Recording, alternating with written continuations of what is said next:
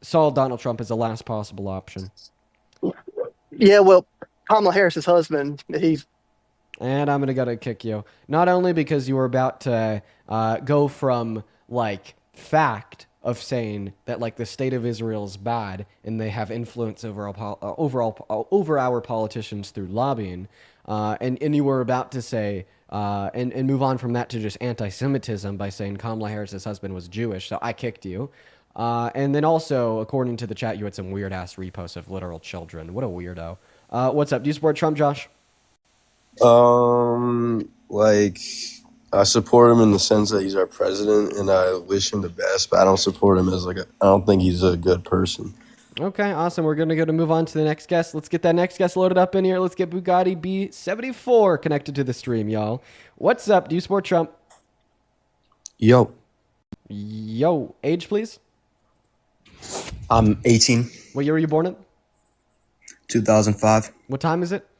Well, you can't be 18 born in It's 05. about to be Moving on to the next guest, we got Riley connecting. Just make sure if you're in that queue that you're an American adult that supports Trump.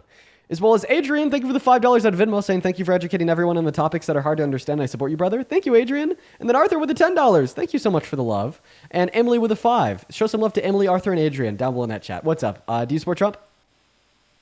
I do not, but I have a quick question if that's okay. Unfortunately, Riley is not okay. I am going hard today and completely holding a red line with the rules. You got to be an American adult that supports Trump. That is a fact. I'm just not allowing anyone to be up here that's not following those rules. We are going to go to move on to the next guest. We got Dristan loading up. If you're watching on TikTok or on YouTube, guys, make sure that we're double tapping on that phone screen, dropping a like, dropping a follow, dropping a sub. And if you want to support me, you could find my Venmo and my PayPal in the link tree in my bio on this account right now. I get 100% of those proceeds, and you get a notification at the top of my phone where I could give you a shout out if you do choose to support. What's up? Do you support Trump? Absolutely. How old are you? Nuts. And goodbye. Moving on to the next guest. It's kind of funny, but get the hell out. Moving on to the next guest, guys. Go and put a Trump with your age down below in that chat if you want to join. And please, like, start following the rules. Please, guys. Come on. Come on. What's up? Do you support Trump? Yes, sir. What's going on, Dean? Not too much. Been a long, rough day, but here we are doing debates nonetheless. Take it away. Why are you MAGA? I guess I'm just MAGA because I don't really agree with. Not that I don't agree with it, but I don't really like how the Biden administration and Kamala handled the pullout with Afghanistan. Okay. So that's it? No, yes and no. I do agree that the things that Donald Trump does is he's not the greatest guy. I also don't think that Kamala, well, not that Biden was running, but I don't think that Kamala would have been a great option either. Her name's Kamala. Kamala, whatever. I'm sorry. There you go. Okay, well, first, you're telling me that like the pullout of Afghanistan is it. More service members died under Donald Trump's first administration and have died so far under Donald Trump's second administration than those that did die in the pullout of Afghanistan that was originally onset by Trump at the end of his first administration. And that's also a very small conversation, which I think we could also include other conversations, like how Donald Trump is an absolute tyrant that is trying to rewrite the rules, breaking the Constitution, and now saying that it is illegal to criticize him on TV. No, I don't agree with the stuff that he does. I just think that for a president, he's the only good thing that he really does as a president is I don't really know how to say this, but he's kind of like he's strong in a way. When you look at Russia, they're not fucking with us because they're scared of us. China's not fucking with us because they're scared of us right now. Okay, give me an argument that Russia's not fucking with us. I don't really have an argument for it, but you know what I'm saying. Oh, well, of course you don't have an argument for it because it's just words. Dude, so there's like a subset. More unhinged. There's a subset. He's more likely to drop a nuke. There's a subset of arguments for Trump that are just completely baseless. And this is one of them. It is completely baseless that Russia isn't fucking with us because they're scared of Trump.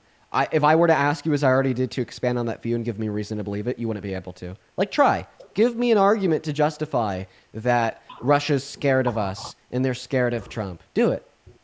I don't have a computer sitting in front of me. I can't pull up facts, and I don't want to debate you with the wrong facts. I think you're a good dude. I appreciate. I honestly like you more than Parker. I think Parker's reaction on Charlie was a little bit fake. I Okay, think that you're. dude, don't say that. No, I'm not. I'm not saying that. I'm not saying that it was Come on, totally fake. I that think is that is he, that is that is unreal. I'm so sorry. That is I don't completely think so. that is like so disrespectful and unreal. I think you're Parker. more of an honest dude than Listen, he is. Parker was there in person. Okay, right? Yeah, absolutely. Parker witnessed an assassination like 20 feet away from his goddamn face. Okay? And he thought that he was next because he thought it was going to be a mass shooting event while in like the seconds while he was like screaming and running away. I'm going to remove you for that. You know, not only is like Parker just like a really good friend of mine, but like I just also find that to just be like so disrespectful. You know, like you shouldn't be like undermining like a truly horrific traumatic experience and writing it off as like fake. I think that is just like in such bad taste. You know what I mean? That is in such bad taste. So we're gonna move on to the next guest. Everyone, just give us a minute, y'all. You know, like hopefully like everyone can like come together and agree that like you know Parker underwent something that is so realistically and understandably traumatic. And that you know we shouldn't just write that off or disrespect it by calling it fake. You know, he's a real person. I understand that maybe you know like that last guest doesn't really think of Parker as a real person because he's just the liberal that he sees every so often on his phone screen. But no, Parker's a real person. You know what I mean? What's up? Do you support Trump? I was just wondering if I could ask you a question. Uh, No, I really wanted to thank you. Unfortunately, not Paradise. We are just looking for Trump supporters. You have a good one, though. Go ahead and drop a Trump with your age down below in that comment section. We're going to get you loaded up here. What's up? Do you support Trump? Hi. Hi. Yeah, I do. Age, please. I grew up, I'm 19. I was born in 2007, What month? July. Can you even be 19 born in '07? I said 18. Oh, nope. You said 19. See ya. Moving on. Let's get that next guest up here. Bree, thank you so much for the $20 over on Venmo. I appreciate you for that love. Show some love to Bree down below in that chat. Thank you so much. It is BRE. Bree with a $20 says, love your content and what you stand for. Random question. Wanted to ask, are you a Swiftie? No, I'm not a Swiftie. I am not a Swiftie. And honestly, I find the most compelling reason why I'm not a Swiftie is just that I don't personally like Taylor Swift's music. Hello? Mindy, thank you for the galaxy. We all have like different. Hello? We all have different music tastes. Taylor Swift just isn't for me. You know, I don't think that she's terrible. It's just like when I listen to her music, it's not like I feel moved or anything. What's up, Jackson? Do you support Trump? What's up? Yeah. How old are you? 19. What year were you born in? 2006. What month? April 24th. Cool. All right. Let's see here. Give me one moment. Juliet, thank you for the $5 over on PayPal saying AI Dean goes crazy. Yeah, this is just AI because it's on the fake DNC Dean account. It's not actually me. Thank you for the love, Juliet. Once again, if you do want to support me, support what we're doing here, support the stream, you could find my Venmo, my PayPal, and the link tree in my bio, or in the pinned message on the YouTube stream. Could you tell me your birth date again? April 24th, 2006. I think that's 19. I think the maths. Go ahead. Tell us why you support Trump. I would just like to go over abortion first. Why do you think that is not okay? Why do I think abortion's not okay? Yeah. Well, I don't think that abortion's not okay. I'm pro-choice. I think that abortion's fine. Or, sorry, the other way around. My bad. I said that wrong. Oh, yeah, just because I can't identify any reason why it'd be wrong. Have you seen a video of an abortion? I have. You don't think it's wrong ripping the baby's limbs off? No, I don't. And taking them out? No, I don't. Why is that? Because once again, there's no reason why it would be. That's not really a reason. You're kind of just telling me that there's no reason. That actually Yeah, is a reason. Think about it this way. Is skipping a rock on a pond wrong? No. Why? What? Why is That it makes not sense. wrong to skip a rock on a pond? Why is it not wrong? Yeah. Well, I don't know. Well, the answer would be is that you have you can't identify any reasons why it would be wrong. And when we posit an affirmative claim that something is either morally right or something that is morally wrong, you would actually have the burden to demonstrate why that's the case. However, when you posit things that are just merely morally permissible, you don't really have a burden to demonstrate why. But more just on a base level, fundamentally speaking, I don't think that abortion is wrong because I cannot identify any trait of a fetus in which would be morally valuable. And that is a perfectly logically It's a human. sound argument. It's a human. So you'd say that your moral principle is that if human, then wrong to kill.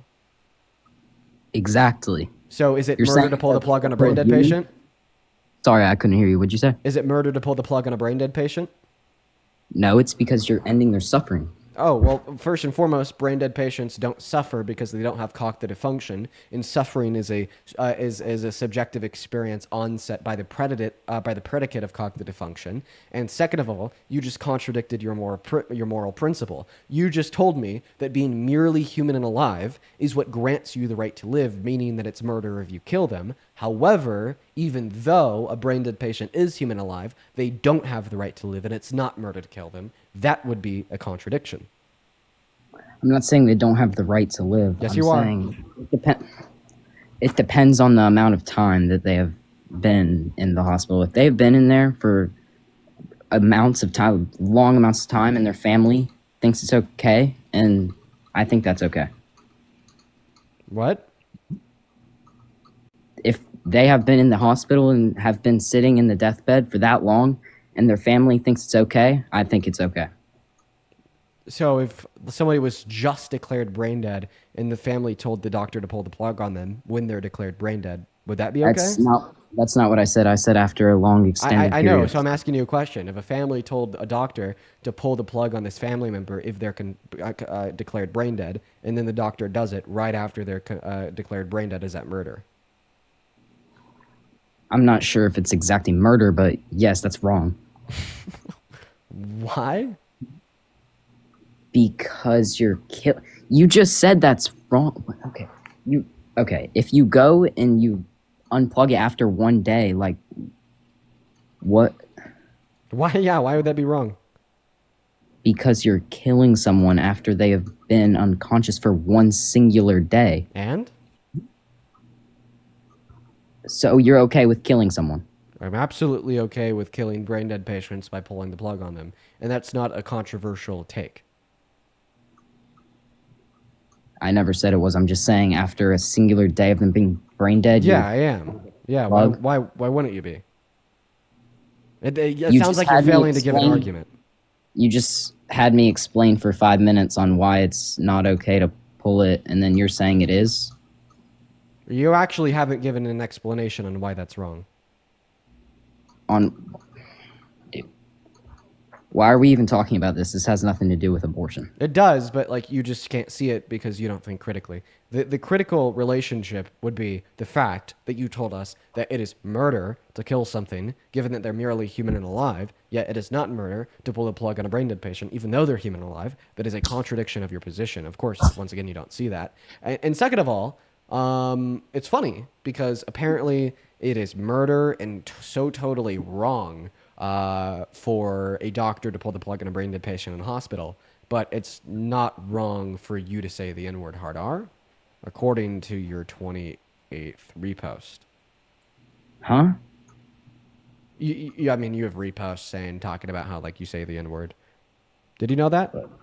You can Can go I see it see? on your account. Yeah, it's your repost. You could go look at that on your account. Give me like 2 seconds. I'll give you more than 2. I just think that you're also underage, so I'm going to kick you and move on. Let's get that next guest loaded up in here. Here we go, folks. Sray, thank you so much for the $20 over on Super Chat. Thank you, Sray. Sray says for the rough day. Thank you, Sray. I appreciate that. That is kind of you. It has been a fucking rough day, let me tell you. Oh, it has been such a rough day. But it's okay. We have those sometimes. You know what I mean? We have rough days sometimes. Yeah, no, it happens, man. It happens. Just got to get the whole front end of the whip repaired. Ugh. Brutal. But anyways, what's up? Do you support Trump? Are you a masturbator? You meant to say master debater, and the answer to the question would be yes. Do you support Trump? Yeah. How old are you? Of course you're underage. Moving on to the next guest. Let's go to get Tommy up in here. Dude, children. Holy fuck. Get the hell out of here. Never come back. Mods, ban him. What's up? Do you support Trump, Tommy? Tommy's not here. Goodbye. Moving on to the next guest hopping at QView Sport Trump. We got the next guest loading up into the box right now. What's up? Do you support Trump? Hi, yes, I support Trump. How old are you? I'm 23. Okay, I believe you. Let me go ahead and thank a handful of people. Reagan, thank you so much for the $20 donation on Venmo. Thank you so much, Reagan. That is Regan. Reagan just left a handful of blue hearts. Thank you so much for your kindness. As well as Ethan, thank you for the penny. As well as Anonymous, thank you so much for the $10 on Venmo saying, don't mention my name, but I like to say I disagree with some of your opinions, but I have a lot of respect for you. Stay blessed. Well, I appreciate that, Anonymous. What positions do you disagree with? I wonder if I might be able to convince you of them. As well as Garrett, thank you for the $20 on Venmo. Thank you, Garrett. Garrett says, here's $20 for not being a Swiftie. Yeah, I'm not a Swiftie, like I said, but I appreciate you for that love, Garrett. That is incredibly kind of you. Show some love to Garrett down below in that comment section, folks. I'm also going to go ahead and take a look at the PayPal. In the meantime, go ahead and make sure that we're double tapping on that phone screen, folks. As well as Ashley, thank you for the $5. Julia with a 5, thank you so much. Julia says, I saw you at Best Buy on Monday and I was too shy to say hi. But I love and appreciate what you do. Thank you, Julia. I was at Best Buy on Monday. I was there like all day. As well as Grayson, thank you for the $10. Thank you so much. And Emily with a 5. You guys are so very kind. Thank you, thank you, thank you. Go ahead, take it away. Why do you support Trump?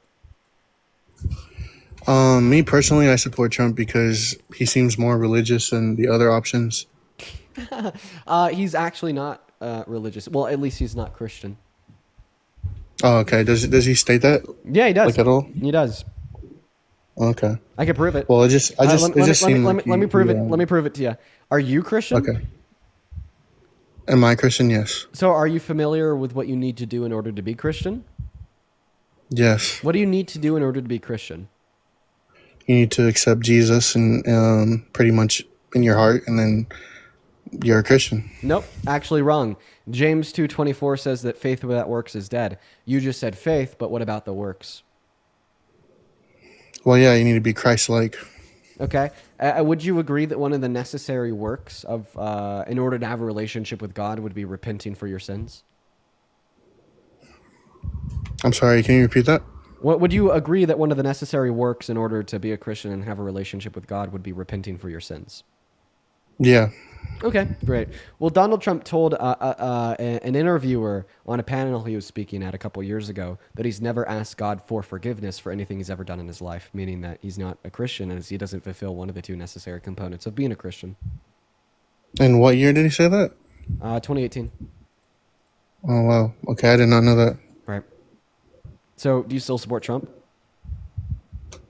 I would have to take a look at what you just told me and make sure it's all verified, and maybe I'll change my opinion on him. Yeah.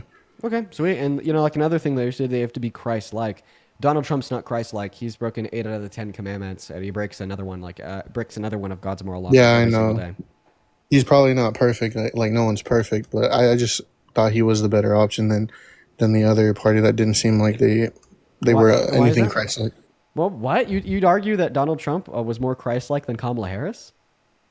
No, not Kamala Harris, Joe Biden. Okay. So, so you'd say that Kamala Harris was more Christ-like than Trump? I haven't really done my research on her religious, but do you know any information then you about her? possibly know that he'd be the lesser of two evils because that's who he ran against. Yeah, but she didn't really come out saying anything about her religion that I noticed when she was doing her debates and campaigning. It was mostly about how she was a good governor in California. Right. She didn't really talk about her religion because of a separation between church and state. Yeah, and then I also noticed like at one of her But campaigns. why does that there matter was if she's doing Christians, things that are better in alignment and she had with told them this is Christianity? not the place for you. That's not true. She said that to pro-Trump anti-protesters, not Christians. Okay, so yeah, then I didn't get that right either. Okay. Anything else? Nope.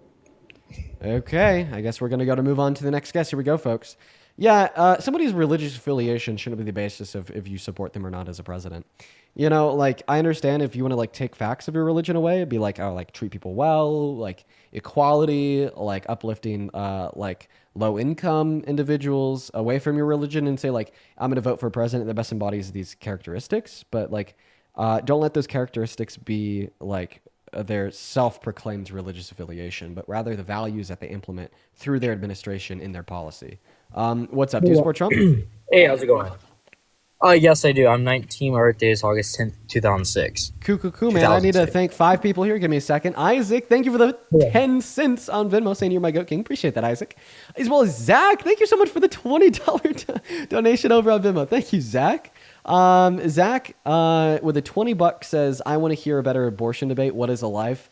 Zach, are you philosophizing, my friend?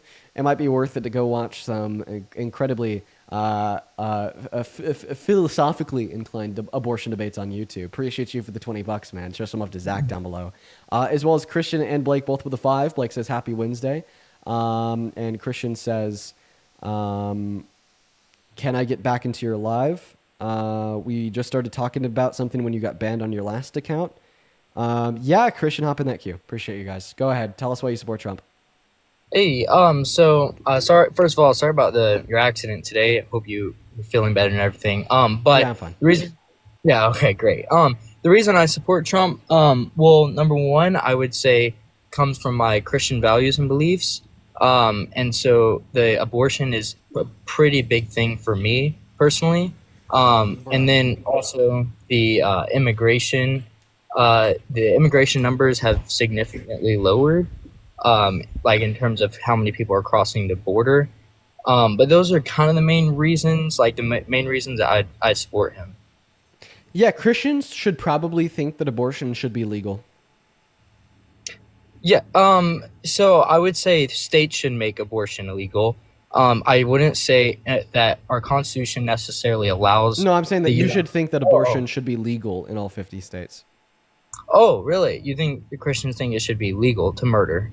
Well, what my argument would be is that you don't have any coherent way to describe why you think your religion should be in charge of the criminal justice system. In fact, when you put Christianity in charge of the criminal justice system, you get very absurd and extreme outcomes. What denomination of Christianity are you? I'm a Presbyterian, so I believe in the Reformation. Okay. Awesome. So yeah, you don't believe in the magisterium, right? Yeah, no, I don't believe that there should absolutely be a separation between church and state. But here's what I'd say. Here's what I'd say. So yeah, because you're not Orthodox, you're not Catholic. Could you point me towards any clear scripture that would describe how some sins are worse than others outside of blasphemy? Or do you agree with the typical Reformed understanding that all sins are going to be identical in the eyes of God? So some sins are worse in themselves than others. I would say. I haven't honestly thought about this question too much, but what I can think of is the fact that Christ, whenever the people were about to stone the woman, he said the one with the worst sins first, or the ones who have no sin first cast the stone, be the first one to cast the stone. But the takeaway from that is just that everybody has sinned. How is a verse that basically says everyone sins? How does that describe that some sins are worse than others? You're right. That was a bad verse. I do have another one. God says blood for blood. And if you look at, you look all through the Bible, there's obviously some sins that have worse punishment. I didn't kick him. I swear to God, I didn't kick him. He left in the middle of his sentence. People do that sometimes. I think the reason why people do that is because, they found themselves in a debate where they're not holding water, and they don't want to make it seem like they ran away. So then they'll intentionally leave while they're in the middle of their sentence. But his phone didn't die. When the phone dies, that just shows that they go on pause and they time out after a couple minutes. Or maybe he was just raptured, right? It was raptured. He was raptured. He was standing in his back lawn naked, looking at the sky. So those are the rules for the rapture per a handful of TikToks I saw. And he was just spreading his gospel in his last moments on earth. He was raptured. No Wi-Fi in heaven. No Wi-Fi in heaven. Madison, thank you for the $1 over on Vim. I appreciate you for the love as well. Shauna, thank you for the $5, saying if men carried babies, they'd all be pro-choice. Yup. As well as Micaiah, thank you for the $5 on Venmo. Thank you so much for the love. I appreciate that. As well as John with a 5, saying, bro, big fan. Keep up the good work and keep taking them to school. Appreciate that, John. Thank you so much. As well as, let's see here, Tim, thank you for the $5 over on Venmo as well. And then all of the super chatters, I just wanted to thank you guys. They've gone away now, but there's a handful of people that donated maybe $5. Just know that I really do appreciate you. And thank you so much for the love. Now, let's go ahead and get that next guest loaded up in here right now. Hop in that queue if you happen to be a Trump supporter. We're going to get you loaded into the live right now. What's up? Are you Maga?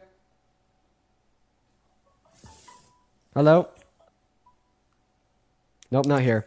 Asha, thank you for the $10 over on Vim. I appreciate that. That is ASHA. Asha with a 10 says, I love you so much, and I love you too, Asha. Thank you so much for the love and support. That's very kind of you.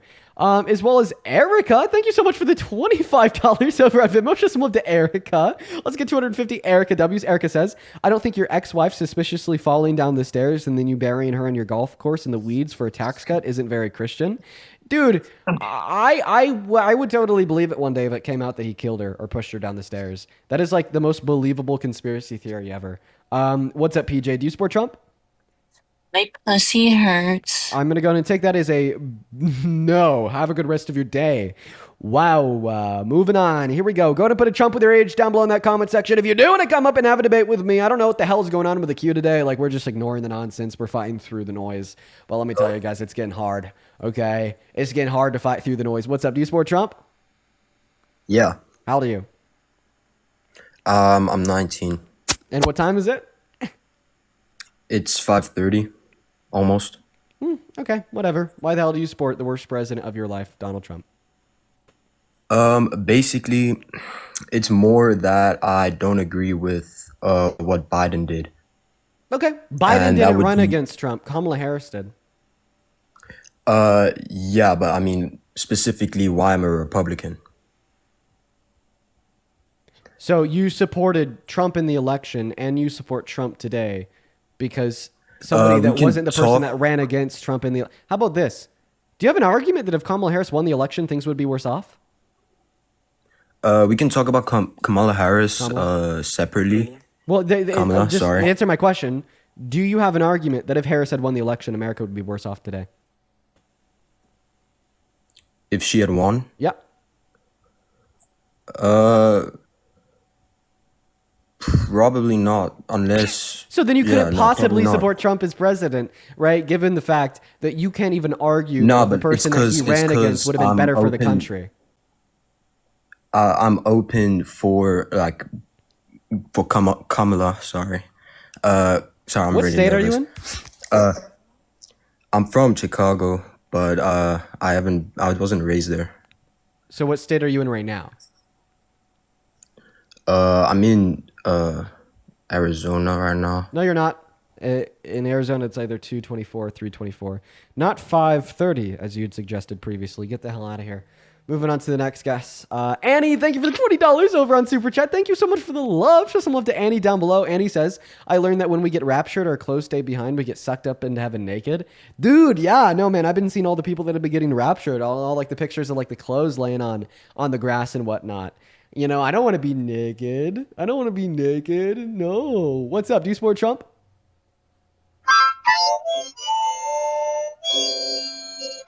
Banned! Moving on. Go ahead and hop in that queue if you support Trump. Just looking for Trump supporters. Come on, y'all.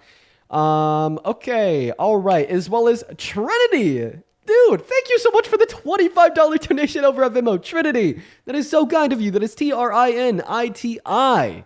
Thank you for the $25. They say, just started watching. You're very educated. Keep up the good work. Love watching you. That's awesome, Trinity. I appreciate you for being here. As well as Jeffrey. Thank you so much for the $20 over on Venmo. Jeffrey asked me to not read his message out loud, so I will not. Jeffrey, that is new information to me, though. I am going to have to look into that one. But thank you for letting me know. Seriously, thank you. If you're watching and you want to support me, you can find my Venmo, my PayPal, and the link tree in my bio on TikTok, as well as in that pinned message on that YouTube stream, where you could also support over on Super Chat. What's up, Lexi? You Maga? Dude, it is so hard to find a guest today. Holy moly. It is impossible to find a Trump supporter. I mean, he's been really fucking it up, though. His fiasco at the UN, saying that the media doesn't have a legal right to criticize him, saying that giving fucking vaccines to babies is too much liquid. There's no way to defend him anymore. What's up? Do you support Trump? Yeah. I do. Age, please. I'm 18. What year are you born in, please? 2007. Okay. Quite frankly, why the hell do you support Trump as president? Because of his stance of Puerto Rico. Okay, I mean, his administration had a comedian that said it was a floating shithole. Trump said it was fake, though. He said that Puerto Rico's fake? No, he said that the comedian wasn't actually fucking from his stance. Okay, so what is Trump's stance on Puerto Rico? That he's gonna help Puerto Rico make it better. How? Because it's not gonna get independence. He's gonna help the education more. So what is he going to do to help? Could he be more specific? like right now, Puerto Rico is like a shithole. I'm Puerto Rican, by the way, so I have absolutely. I wouldn't classify the totality of Puerto Rico as a shithole. I don't think that's true. I don't think because I've been to Puerto Rico. What about the hurricanes that's coming in Puerto Rico right now? I like I said, I have friends that were born and raised in Puerto Rico. I've been down there a handful of times to see said friends. My father lived in Puerto Rico for 5 years when he was my grandpa starting in his industry. And I don't know. I think that there's a lot about Puerto Rico that's amazing. But just shitting on Puerto Rico, it is not answering my question on what the hell is Donald Trump doing for Puerto Rico specifically. Okay. So firstly, Puerto Rico is literally one of the biggest territories in the United States. And Trump is one of the only presidents that actually cares about Puerto Rico. You're just repeating your claims. You're not telling me precisely what he's doing. That is my claim, that Trump is helping Puerto Rico more. But I'm asking you how. Like, presidents. what is he doing for Puerto Rico? Name one specific thing. He's literally helping us from the hurricanes, dude. Oh, by what? Throwing paper towels at you? Remember that? No. Oh, I He's remember that. literally No, that's making the legit. economy go That's way legitimately better. something that he The did. economy In is response to going the way hurricane better. that hit Puerto Rico under his first administration, he threw paper towels. Seriously, I'm not joking. That is literally what he did. Can you give me the source, please? Oh yeah, go to Google. Type in Donald Trump throws paper towels. PR. You could watch him do it. After Hurricane I'll look Maria. it up. Okay, do you have a video? Like I said, it's plastered all over the internet. I just told you exactly what to look up to find it. Okay, so what? Right, and then once again, I'm going to go and ask my question again. If you cannot answer this question, one moment. If you cannot answer this question, I'm going to have to remove you. Okay? Because Trump literally helped us get a house. Shh. Be quiet. Okay. If you cannot answer this next question, I'm going to kick you. Are you ready? Okay, yeah. What specifically is Donald Trump doing to help Puerto Rico? To grow the economy. How specifically is he helping to grow the economy? Okay, because Trump is literally helping Puerto Ricans get more houses because of the hurricanes. Yes. How? Because of the economy. Oh, the words, not an argument. You're saying that he's helping the economy by helping them get more houses, and the way that he's helping them get more houses is because of the economy. Yes, Like, the economy is more. Not the economy is more lower, dude. Not like that's like not only is that not an answer to my question, but that's also like not a coherent sentence. How is that not a coherent sentence? Because you said he's helping people get more houses because of the economy. There's no clear independent and dependent clause. But I'm literally clearing what I'm trying to say. I'm just telling you, like that wasn't even like a grammatically now I can't even correctly grammatically structure my own statements. It was a non correct sentence. So, what specifically is he doing to help people get more houses? And you're banned. We're gonna go to move on to the next guest. Let's go to get the next guest up here. These are Trump supporters. This is Maga. These are the people that support him as president. There's no argument. There's no reason. There's no fact. There's hate. There's a lot of hate. There's a lot of hate. There's a lot of hate. But there's no clear argument. There's no clear reason. There's no clear fact. Now, if you are an American adult that supports Trump, and what I just said pisses you the fuck off because I'm saying there is no clear reason to support Trump as president. There's only hate. Hop in the queue and prove me wrong, okay? I'm extending an open and transparent invitation, to every American adult watching the stream right now that supports Trump as president to put Trump with your age in the comment section or to hop in the guest request to come up here and have a discussion with me. And no one has taken me up on it. We're over an hour and 20 minutes into the stream. And in the last hour and 20 minutes, we've maybe had one person try to make an argument. Everyone else has been completely lost. Completely lost. What's up? Do you support Trump? I'll take that as a yes. We're going to move on to the next guest, guys. Hop in the queue if you support Trump as president. We got Tempe loading up into the box. Sonia, thank you for the $1 over on Venmo.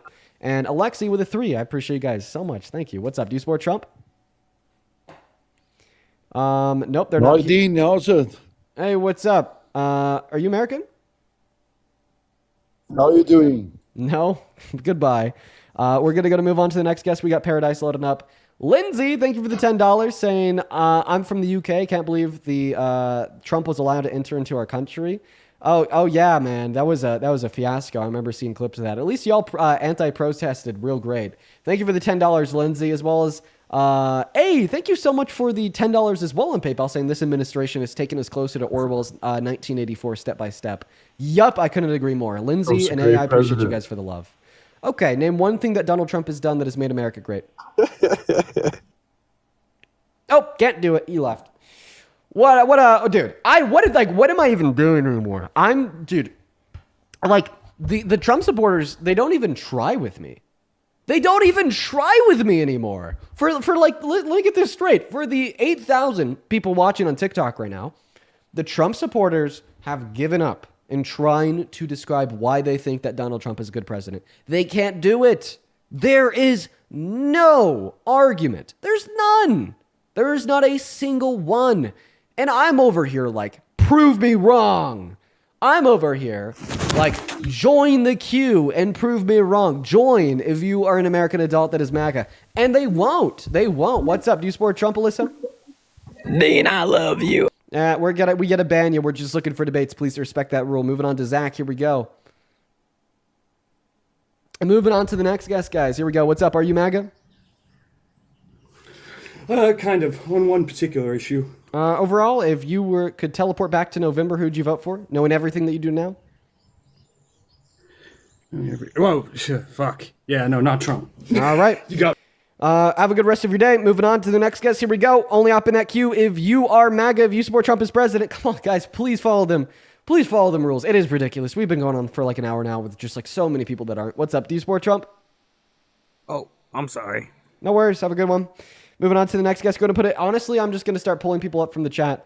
Going to put a Trump with your age in that chat if you want to come up. We are specifically going to start pulling people up from the chat. That's what we're going to be doing. It just looks like the queue is just too much. It's all over the place. What's up? Do you support Trump?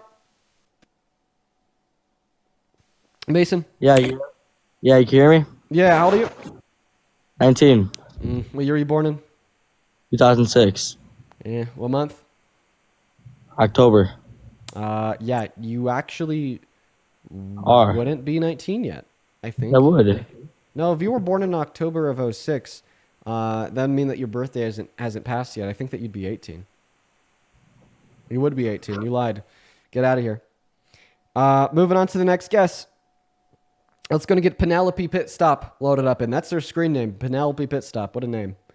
What a name. What a name. Moving on. What's up, Penelope Pit Stop? Do you support Trump? I don't know how I got in here. No worries at all, Penelope. You have a good rest of your day. There's no Trump supporters left. There's none. There's none. They've gone extinct. Where do we even go from here? What's up? Do you support Trump? Paradise, stay out of that queue. That was your second time in the queue. I love the harmonica. It's great. However, if you do rejoin that queue, I'm going to ban you just because we're having a hard time finding Trump supporters. What's up? Do you support Trump? I think so. You think so? Okay. Knowing everything that you do now, if you were teleported to November, who'd you vote for? Kamala. Okay. Then you don't support Trump.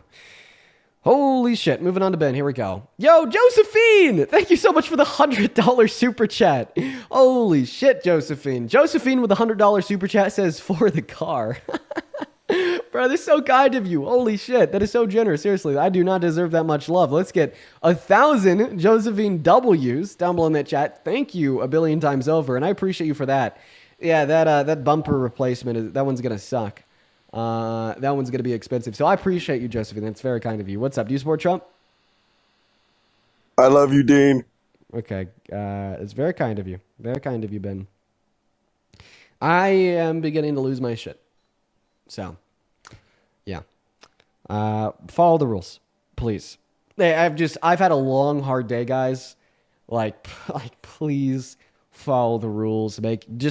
Make things a little easier on me. I beg. I beg.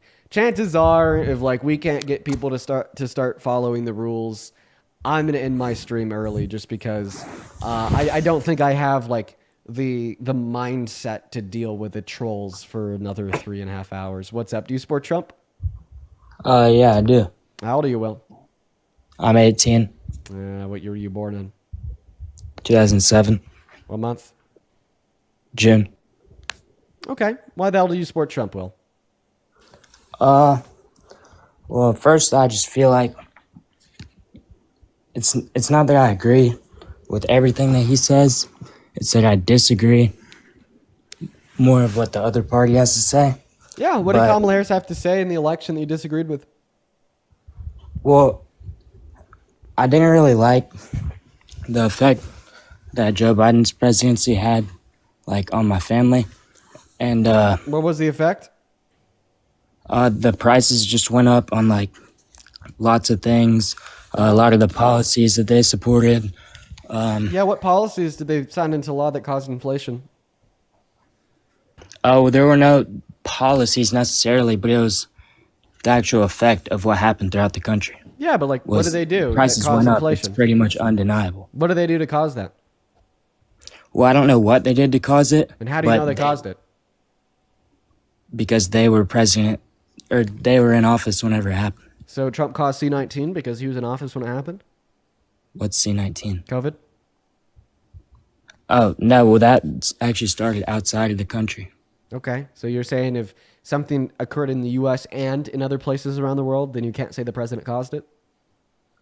Well, I'm not saying that, but I'm saying the inflation in our own country started from our own country, but COVID started. Well, just like COVID in our own country started in our own country, but global inflation did not start in our own country. COVID came here from another country, but and inflation was global. But inflation in our country came in our country because... when you specify in our country, it will always be from our country. Okay, well, I have a question for you. I don't want a question. I just want you to understand the way that you're structuring your sentences here points out a very clear difference between what you're saying. You're saying that COVID globally did not start in America, yet inflation in our country started in our country. If we wanted to make these two statements synonymous, what we'd see is that COVID in our country started in our country, like inflation. It did. COVID in our country started in our country, and inflation in our country started in our country. But what globally happened to make our inflation go up? COVID. But what else? That's what caused it, COVID. The COVID's the only thing that gave us inflation? Yeah. Okay. Well, and then if we just want to say that we could blame random macroeconomic variables in the country and the president because they're president and these things are happening in the country, would you say that the highest level of unemployment that we've seen in America in the last 100 years, which was in April of 2020 at 14.8%, was to blame on Trump since it happened in America under his presidency? Well, that was during one of the major that was whenever COVID first hit. Oh, okay. So you're saying that external variables can influence things in an economy, particularly how COVID can influence unemployment. So if COVID can influence unemployment, why can't COVID influence inflation? Well, it can, but I don't think that's the only thing that did. Okay. Well, if you'd argue that other things also caused inflation in America outside of the pandemic, such as actions of the Biden-Harris administrations, you just have to specify them, but you can't. You said you don't know them. You just baselessly blame it on the administration. And then don't you think it's also a little bit bad faith of you don't you think it's also a little bit bad faith of you to suggest that although COVID definitely can cause inflation, and we had COVID in America under Biden, which makes sense if inflation were to follow COVID in America like it did in every other country on earth, but ultimately you don't think that's the only thing that caused it, and you're also going to baselessly put blame on Biden, even though you can't name what Biden did to cause said inflation. But then when it's about the unemployment under Trump's first term in April of 2020, right, you say the only thing that could have caused it is COVID, and you're not also going to baselessly put blame on Trump the same way you did Biden. Don't you just see how that is baselessly driven bias in your beliefs based upon propaganda?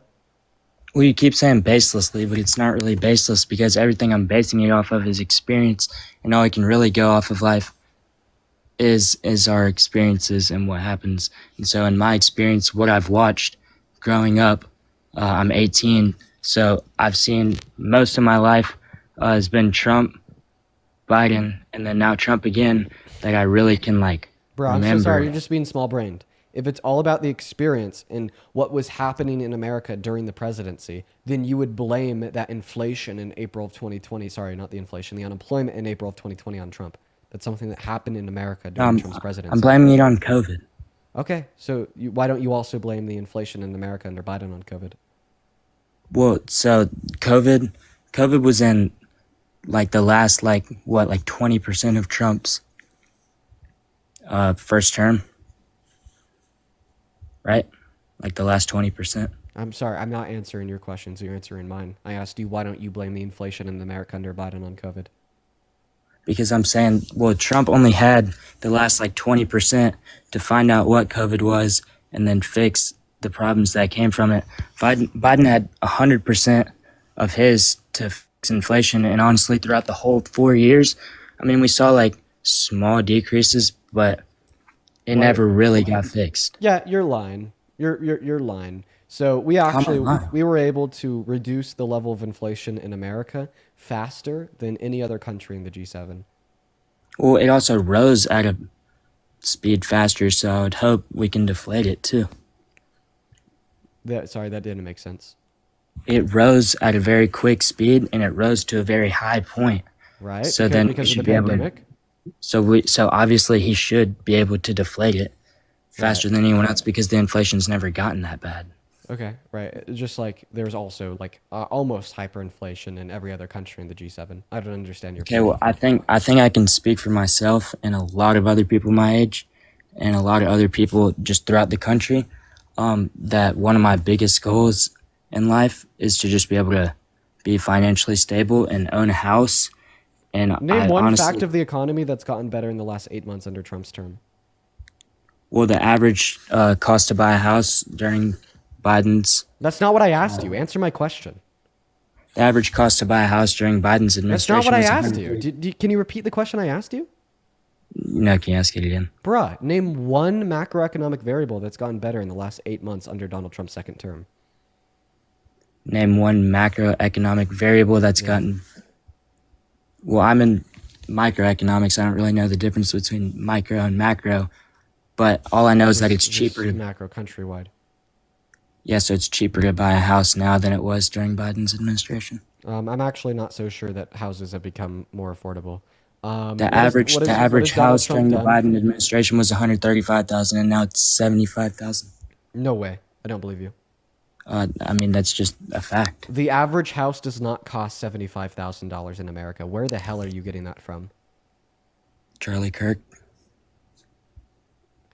I think very lowly of Charlie Kirk. I do not think that Charlie Kirk would go as low as suggesting that the average house costs $75,000. Do you think he's a liar? Do you think he's a liar? I don't even think he said that. I think very little. I think very little of Charlie Kirk. But I don't even think that Charlie Kirk would say that. That's how insane your claim is. Also, how would you feel if you were on another debate live with some smaller creator with 30 followers, and they made a claim that was obviously incorrect to describe why Trump is a bad president, and then you asked them where they're getting their information from, and they said Dean Withers? Well, I mean, that's valid because this is your job. You spend all day researching. The average house costs $300,000 in America. Not $300,000. Dude, are you seriously 18? Yes. Are you yes, sure? I'm serious. I mean, I still live with my parents, but yeah, I'm 18.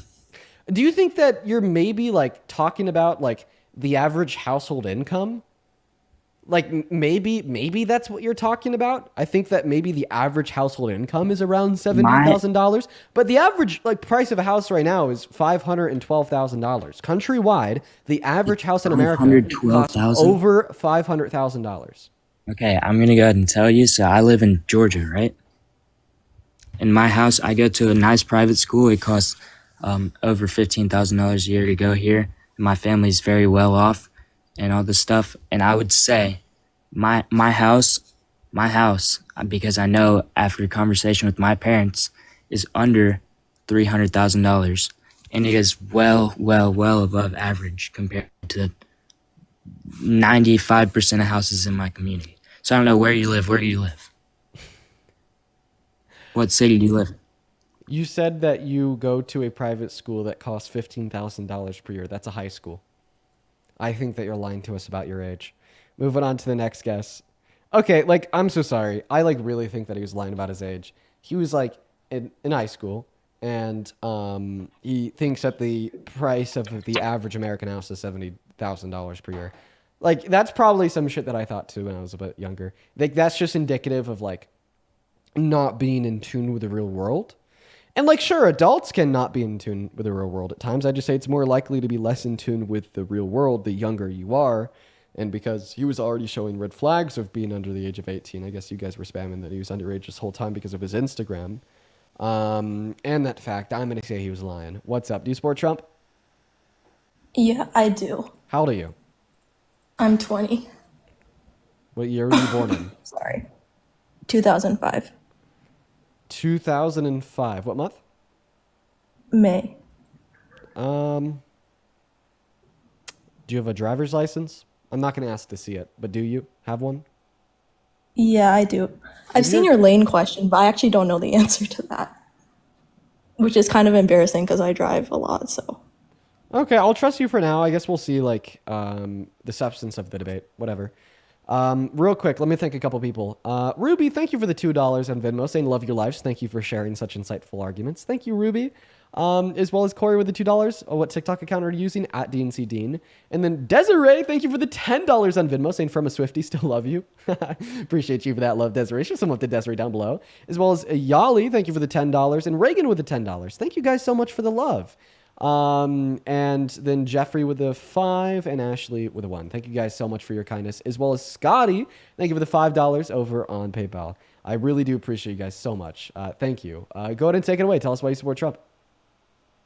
Yeah, so I would say, I think it's specifically because of abortion. That's what I'm conflicted on. I think he's an awful guy, but I think if it is the case that, you know, we are killing like life that has value, I think that's enough to kind of like supersede other issues.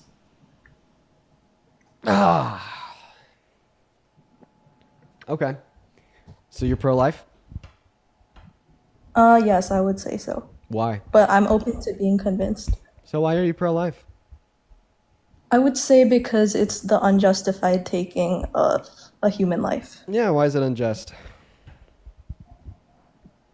I think that's like generally like when we take a human life, we like the default position is to say we shouldn't do that, right? So I feel like if you're making a case that it is justified, usually you have a rationale for that. And I think yours is like sentience or something. You're saying that it's a default position because it is the case that most human lives have like a mark in which we would consider to be of value, right? However, right, just because most human lives possess a mark in which we would say to be of value, meaning it is the default to suggest that a human life is valuable, is what you would do in a majority of circumstances, does not negate the fact that ultimately speaking, that is still consequential of the first claim that, well, there's a reason they're valuable, right? And I'm asking you, what is the reason humans are valuable?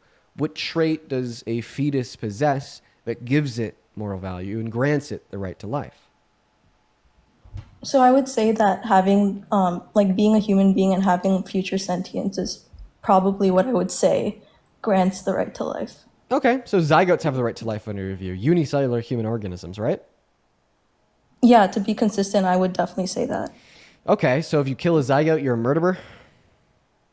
Yes, I mean, I think we have to be consistent. We call, like, in this position, if, like, life begins at conception, then yeah. Okay, so if a woman has an IUD that kills a zygote and she knows that they can kill zygote, she's still sexually active and it does kill a zygote, she's a murderer? Yeah, because that when you take an action with the risk of ending a human life and that does happen, then you are accountable for that. Do you think that if you were dictator of the world, you'd send all murderers to jail?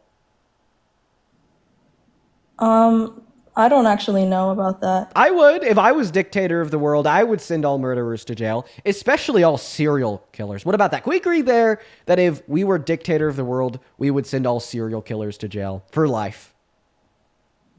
I can see where you're going with this, but I just would say that, like, Can you I feel can you like if agree you're or gonna though? Because conflate- you're not gonna.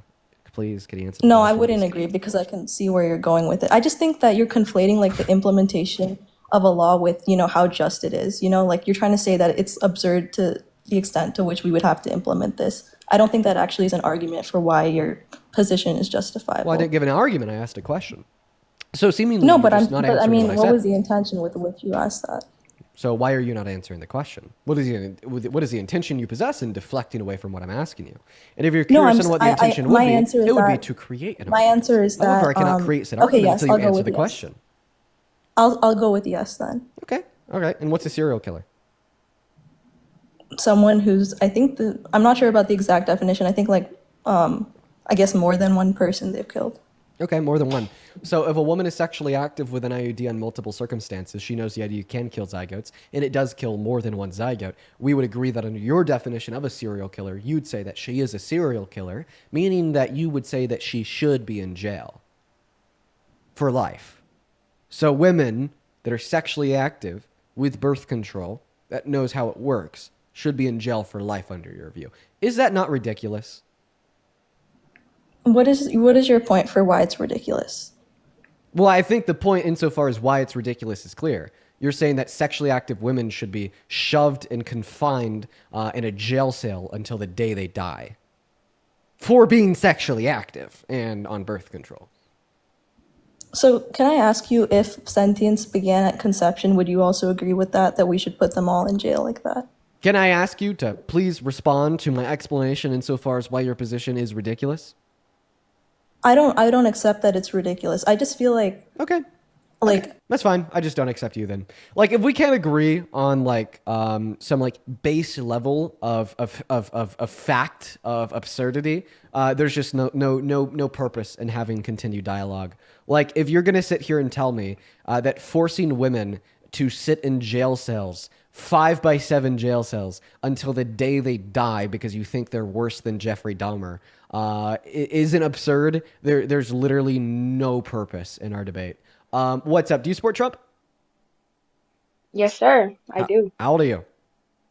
I'm 18. What year were you born in? 07. Awesome. Could you please disconnect any like Bluetooth mic that you have connected to your phone? Oh, yeah, I got you. All right. Moving on to the next guest. Wait, actually, we already got them up here. Sorry. I don't know why I said that. I'm just spamming keywords. Yo, Lauren, thank you so much for the $50 over on Venmo. I really appreciate you for that love. Please show some love to Lauren down below. That is seriously so kind of you. Lauren with a $50. Seriously, thank you so much. Says, hey, Dean, sorry to hear that you've been having a rough day, but I hope it's getting better, and thank you for the live as always. Lauren, I appreciate that. It has been a fucking rough day, but it is getting better because I am live and I get to spend my time with you guys, and I love that. Thank you for the $50, seriously. As well as Max, thank you for the $7 over on Venmo. Ashley with a 1 and Jeffrey with a 5. If you are watching and you're like, hey, I like this Dean guy, I like what he does, and you want to support me and what we do here, you can find my Venmo and my PayPal in the link tree in my bio. Go ahead, take it away. Why do you support Trump as president? I personally think he's helping in maybe let's say I think he's helping the economy. Okay, how?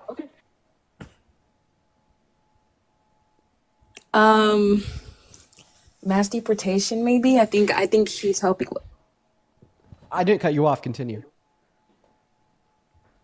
Okay, just mass deportation. How does mass deportation help the economy? Because as we remove these illegal aliens, illegal aliens. Come on, let's call undocumented immigrants undocumented immigrants. Let's give some of their humanity back. Okay, that's fine. Sure.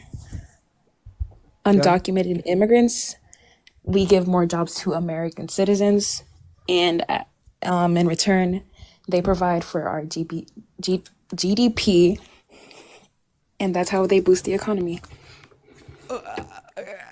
I didn't follow that, if I'm going to be honest. Let's see if I could like paraphrase what you said. So, are you saying that a mass deportation will help our economy because then more Americans will be able to work in the positions that were freed by the removal of the undocumented immigrants? I'm saying it opens more jobs for American citizens. That's not true. That's not true. Did we have more job openings for American citizens 50 years ago or today? What do you mean that's not true? It's like kind I'm, of like I'm common explaining sense. I'm explaining it to you right now. Did we have more job openings for America 50 years ago or today? Probably today. Okay. Was there more people working in our labor force 50 years ago or today? I'm not sure. Tell me. The labor force is larger today than it was 50 years ago. Okay, Where why is am I that? going with this? I will tell you. It's because when somebody works a job, they're not just filling a position with no end. They're filling a position in generating productivity, not just for manufacturers on the supply side of the economy, but also demand on the consumption side of the economy, which in turn, as a whole, creates a more prosperous economy, growing GDP and more job opportunity. The reason why the mass removal of undocumented immigrants would actually limit job opportunity and economic growth in this country is because it would reduce our GDP by 1.1 trillion through 1.7 trillion dollars per year. It would reduce our government revenue by over $100 billion per year, while in turn also reducing the productive capacities of our producers slash employers. Okay, so assuming that this is true, what's your proposal as like an alternative? Well, assuming that this is true, all of a sudden your point's dead in the water. But my proposal, now that you're I'm not saying that it is true. It's for the sake of the argument. Oh, well, I think for the sake of the argument, you should tell me why I'm wrong. Because that would be what the argument is. That they would be more productive if they stayed, The economy is significantly better without a mass deportation. And in fact, a mass deportation hurts it. Well, they committed the crime coming here, so I don't think it's our I don't think we owe them anything by helping them stay in the country. Well, keep in mind, you're no longer refuting my position that mass deportation is bad for the economy in response to your original claim that it's good, and now just saying even though it's bad for the economy, we do not owe them anything but removal. So are you now conceding on your first point that mass deportation is good for the economy? I'm covering everything as a whole. I'm not looking at it through just like one perspective. I'm looking at it through a broader spectrum. Well, we're just going point by point. Do you concede or defend your original point that mass deportation is good for the economy? Yes, I was actually trying to argue that. Okay, so now argue that. Well, it just circles back to what I said. Then I it feel like it's circles kind back of to what I obvious. responded.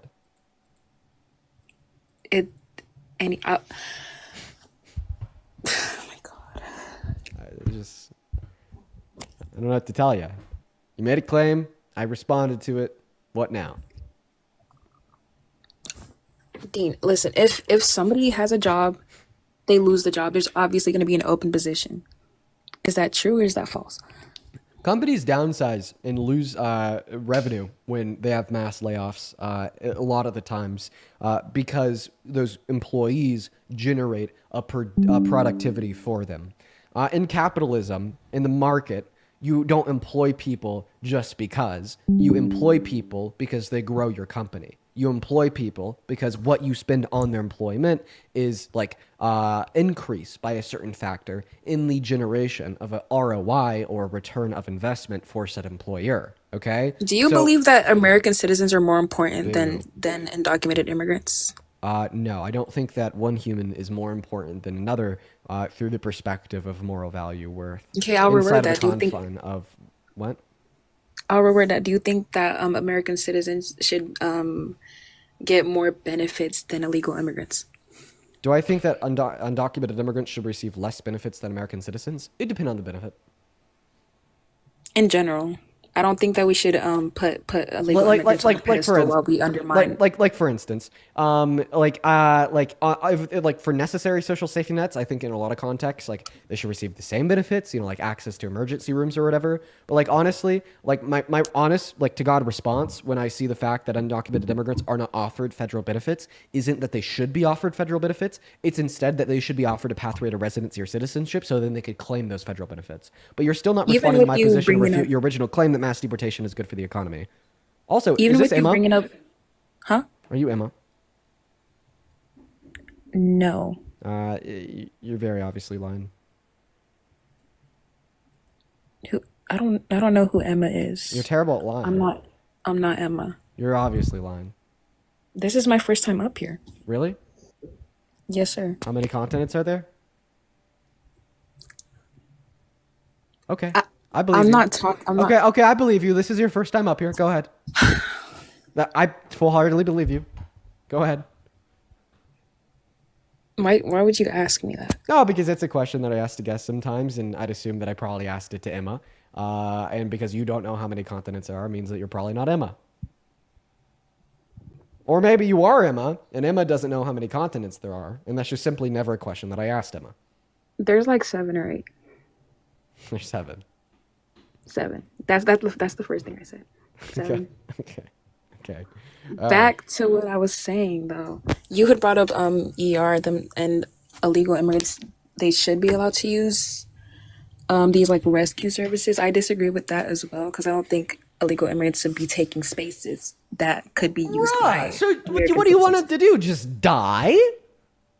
They could maybe like come here legally. That's another option. But bro, even if I accept this paradigm that is so often promoted by the right of like, oh, just come here legally. You broke the law by coming here illegally, and breaking the law is bad.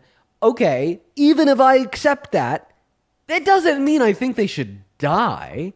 You're saying that you're saying that if you commit a misdemeanor, if you're gonna die, I'm not gonna save you. Come on, that's insane. That's so nuts. I'm not saying that they should die. I'm saying. So then you're saying that they should have access to emergency resources, right? No, what you're saying is that the only explicit option is for them to die. What's the other option? Then going to the emergency room, going to urgent care and getting a Band-Aid? You can get a Band-Aid from Walmart too. Urgent care doesn't do shit. I'm going to be honest. Urgent care in emergency scenarios is useless 9 out of 10 times. Okay.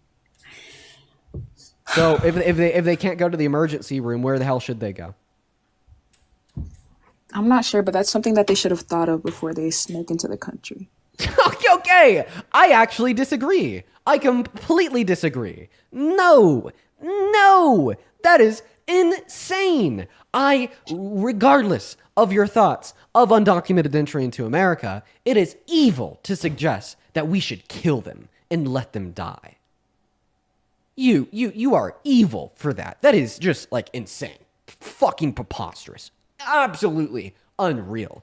You know, it's like when I hear that argument as it relates to deportation, oh, they should have thought about being deported before they came into this country as an undocumented immigrant. You know, like I have a response there. I disagree. I think that mass deportation is bad. I have my reasons why. But then when you exchange that with literally dying when we could prevent it, that's when you become very gross and evil. Are you a Christian by any chance? Oh. Unmute that mic. Tell us if you're a Christian. Oh, you know what? Oh, I just thought of a better question instead. Unmute that mic for my better question. And, oh my God, you guys must be curious on what my better question was. I will let you all know here very shortly. Victoria, you have to click on the icon of the mic on your profile. There you go. Hey, I have a question. If you think that committing a misdemeanor and coming into this country means that we owe you nothing and you deserve nothing to the point of death, then why does being a 34-count felon and adjudicated rapist mean that you not only are owed, but are rightfully deserved the White House, $400,000 per year, and the most powerful position offered to any person on planet Earth? You said why does 34 counts give you the? You think why should someone who has 34 counts? Yeah, a single misdemeanor means you deserve death, but 34 felonies means you deserve the presidency. Isn't that a little bit hypocritical, Victoria? Has any of those? You're referring to Trump, right? Just to clarify. Oh yeah, totally. Okay, so has any of those 34 counts of what I believe is money, something with tax? I don't know, but it had something to do with like financial money, something Falsification like of business records with an intent to conceal another crime. Yeah. that. So how does this hurt you? Oh, it doesn't. That doesn't hurt me at all. So why do you care? So why do I care? Well, if we just assume what you're saying here, well, his crimes were victimless. They didn't directly hurt me, so therefore I shouldn't care. How does the misdemeanor of undocumented entry hurt you? Because they're hurting the economy. It just goes back to my original argument. How are they hurting the economy? Well, we're just going in circle. I answered this earlier. No, you didn't. I did. I didn't. told you. I don't know. It's funny. We're just having a debate. How do they hurt the economy? This is the first thing I answered. This is the first question you asked me when I joined. Well, maybe I'm forgetful. I got that goldfish brain. Can you repeat it? Maybe, but... So do it. Repeat it. How do they hurt the economy? I was like literally in the middle of answering. Why are you so impatient? I was literally answering the question, and then you're telling me to answer the question. Chris, I appreciate you for the $5 super chat. He actually brings up a good point. He says if a serial rapist in prison is injured, they receive medical care. Why shouldn't we provide the same to an undocumented immigrant? Rapist? Yeah, even a serial rapist in prison will receive medical care if they are injured. Serial rapist. But you're telling me that an undocumented immigrant shouldn't? Oh, good job, Chris. That's a good point. Chris cooked you. Holy shit. It wasn't even me. It was some dude named Chris. Respond to Chris. And I quote, if a serial rapist in prison is injured, they receive medical care. Why shouldn't we provide that same to undocumented immigrants?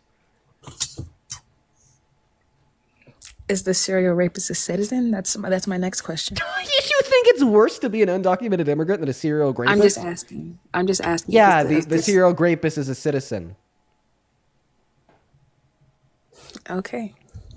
So you think it's worse to be an undocumented immigrant than it is to be a serial rapist? I'm not saying it's worse or better. I'm of course rape is terrible. I don't support rape at all. But the difference is the rapist is a citizen. I'm not saying they're worse or better, but the undocumented immigrant, they had no business being here in the first place. Like if you're a citizen, you're owed healthcare. You're owed all those like emergency visits. Wait, why are you owed those things? As an American citizen with a social security number and you're born on this land, you do deserve like all the health benefits that you get from. So then you fucking hate Trump for taking health benefits away from 10 million low-income Americans? No, I don't. How did he take away healthcare from 10 million citizens? By passing the big beautiful bill defunding Medicaid by $900 billion and imposing a work requirement on it as well? Imposing a work requirement. So does that mean that this is him incentivizing people to work? People who can work, like are physically able to work, but do not want to work. I don't think that we should incentivize employment by hinging it on access to necessary social safety nets like healthcare. Would you agree that we should incentivize employment by hinging it on access to other necessary social safety nets like driving on public roadways? Anybody should be able to drive on public roadways, but that's not. And we shouldn't use the ability to drive on public roadways to incentivize employment by imposing a work requirement on it. Why? Because that's how people drive. How are you supposed to get where you're supposed to when? And people need to drive. Why? Because it's going to be like necessary and conducive towards high quality of life for the country and the citizens of it. Wouldn't you agree that accessing healthcare is necessary and conducive towards a higher quality of life, longer life, and more flourishment for the country and the citizens of it? Yeah, of course. Okay, so then you'd say that there also shouldn't be an incentivization of employment through hinging a work requirement on Medicaid for low-income Americans. He's not ruining healthcare for anybody. Yeah, you took it away from 10 million people. I thought I already said that. You said it yourself. She was banned. She was banned for violating community guidelines. Yeah, she deserved that. Good riddance. Jay, thank you so much for the $125 donation over on PayPal. Yo, let's go, Jay. Holy crap. Thank you so much. Thank you, Jay, as well as I read your message there. That is so kind. I hope that you're doing well. I seriously do. I hope that you're doing well. Yo, dude, let's show some crazy love to Jay down below in that chat. I hope that you're having a great day. I appreciate you for being here. And thank you so much for the $125. If you're watching right now, show some love to Jay, Jay, down below in that comment section, as well as Catherine. Thank you for the $20 on PayPal. Thank you, Catherine. Catherine didn't leave a message. All the love. That is very kind of you. Show some love to Jay and Catherine down below, as well as Gabor, Gabor. Thank you for the $15. I appreciate you so much for the love. Gotta kick them too loud. As well as I read your message there saying I appreciate your debates, so on and so forth. Well, I appreciate you, Gabor. Thank you for the $15. And then G, thank you so much for the $30 over on PayPal. Thank you, G. That's Gabby. Gabby, thank you for the $30. Let's get 300 Gabby W's. Thank you so much. Gabby says, please buy Momo a giant glow stick that she can't eat. Hope she's doing well. Doing better, and keep doing what you do, Dean. You're an inspiration for to all. Well, I really appreciate you for the $30, Gabby. That is very kind of you. And I do not think I'm going to be buying Momo a giant glow stick, even if she can't eat it. I'm scared to death of having glow sticks anywhere in the house now. But I appreciate you for the love nonetheless, as well as the sentiment.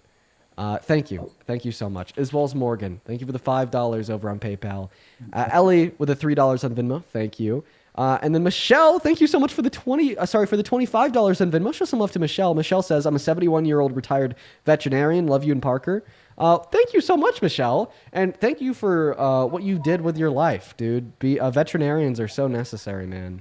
I love people that care about animals. What's up? Do you support Trump? Technically, yes, and I'll tell you how, and it's actually by force, not by any other means. I just wanted to get on here and say, can confirm it's much harder to get on Social Security disability. I've got cancer. I'm been reduced to working 20 hours a week now, 2 days a week. I tried to file for disability, and I've been told that I can't be working at all to get onto disability. But then as soon as I get onto disability, I have to work at least 20 hours a week.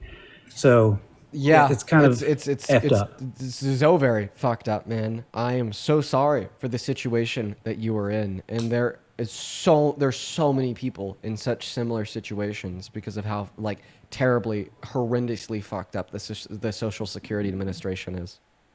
Yeah, and I thank you for what you do, man. I truly appreciate it, and thank you for letting me get on here and say and vent that, because that really fucking pissed me off. Sorry to say that. You know what? Hell yeah! I hope that coming up here and saying something about it helps you out, and I'm wishing you the best of luck. Everyone in the chat does too, because that's just crazy, you know. I don't know what you meant there by being forced to support Trump. I'd assume that you just said that to like stay on the live so you could say that, which I'm fine with. But if you did vote for Trump, I saw a couple people in the chat saying, well, he voted for it. I don't know if it's just me, man, but it's like, I cannot bring myself to saying, even if somebody voted for Trump and experienced like the quote unquote irony of feeling the effects of his policy in a very negative way to their life, I will still like wish them the best, tell them they don't deserve that, and tell them they deserve better, you know? What's up? Do you support Trump? Yes, but no at the same time. Okay. What time is it? Right now, my local time is 6:15. By Okay. the way, I'm 40. I'm not underage or anything. Oh, what's that? I'm 40 years old, by the way. I'm not under 18 or anything. So no lying here. Oh, good. Take it away. Tell us why you support Trump. Why I supported it? That was the beginning of the elections. Because as a legal immigrant, it was my second time actually voting because I got my citizenship back in 2018. First, I voted for Biden, but then I switched to Trump and will never vote again. Bro, and I will tell you why. Legal immigrants have been held in ICE detention centers for 3 months. Mahmoud Khalil was a legal green card holder. He was held in an ICE detention center for 3 months. Isn't it like just like crazy from like your perspective as a legal immigrant looking at that, being like, holy fuck, that could have been me. Like, holy fuck, this is somebody in a very similar situation to what I am in, and they are being absolutely harmed so much by the reckless Trump administration. Yeah, it's not fair because for people like me who waited for years to do the process to come in here legally, and I even served this country before even stepping foot in here, because I was an interpreter for the U.S. troops back in Iraq. I would say served there for 3 years with 8 different American battalions over there in Iraq, and Wow. that's the reason why I'm here.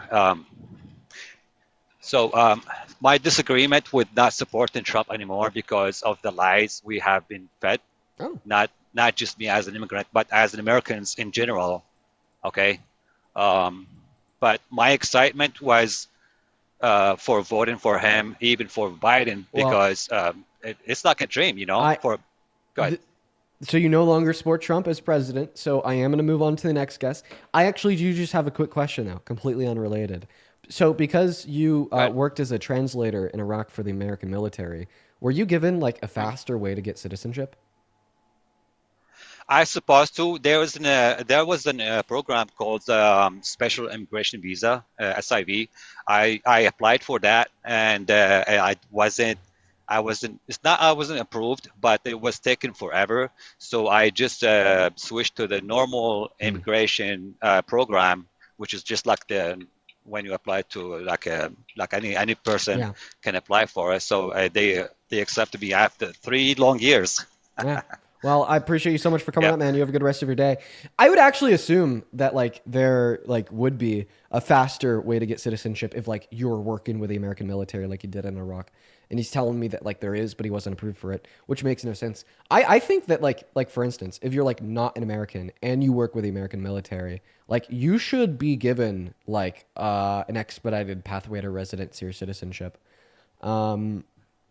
So I was just curious. Wasn't super like relative to the debate. We're gonna go to move on to the next guest. Hop in the queue if you support Trump. Hop in the queue if you support Trump. We're gonna get you up here. We were just looking for American adults that are pro-Trump, that are MAGA. So go ahead and let me know if that's you down below. Go ahead and put Trump with your age down below in that chat, and we will get you loaded in right now. Let's see what that next guest has to say. I might do a shorter stream today, guys. I'm already feeling so tired just because of how long of a day it has been. But let's get that next guest up here. As well as Marley, thank you for the $5 on Venmo. Marley says, I've been watching you for a while. I love what you do. Now I tune into politics much more because of it. Thank you to you. Love you, Dean. I love you too, Marley, and I'm happy that you're tuning in more to politics. That's awesome. As well as Sarah, thank you for the $5 on Venmo. What's up? Do you support Trump? Hello? Hello? I don't think they're here, so I'm going to ban them. As well as Jonathan. Dude, holy crap. Jonathan, thank you so much for the $50 donation over on PayPal. My man, holy shit, that is so kind of you. Show some love to Jonathan down below in that queue while we're trying to get that next guest loaded in. Seriously, thank you so much. Jonathan with the 50 big ones says, love your intelligent discussions. Keep spreading better awareness and knowledge, sir. You are awesome. Thank you. Thank you. Seriously. Holy shit, dude. I want to see at least 500 Jonathans down below. I seriously really appreciate you for the love. What's up, Hales? Are you MAGA? Yes. Can you hear me? Yeah. Real quick. Age? I'm 20. Date of Birthday's 2004. 1013. 1013? Yes, October 2004. Yeah, happy early 21st birthday. That's coming up here super Thank you soon. so much. As well as Nina, thank you for the $5 on Super Chat. Says those pathways exist. Our government has never been great about honoring those commitments, especially now. I believe it. Go ahead, Ailes. Why do you support Trump? So I grew up in a very Republican state, West Virginia. I was raised by a very Republican family, very conservative, always voted red. I actually am from the smallest county, most red county in the state, Doddridge County. I don't live there anymore, so don't try to dox me, anybody. But obviously I come from a big place of gas and oil, and everyone around me was always, red state. So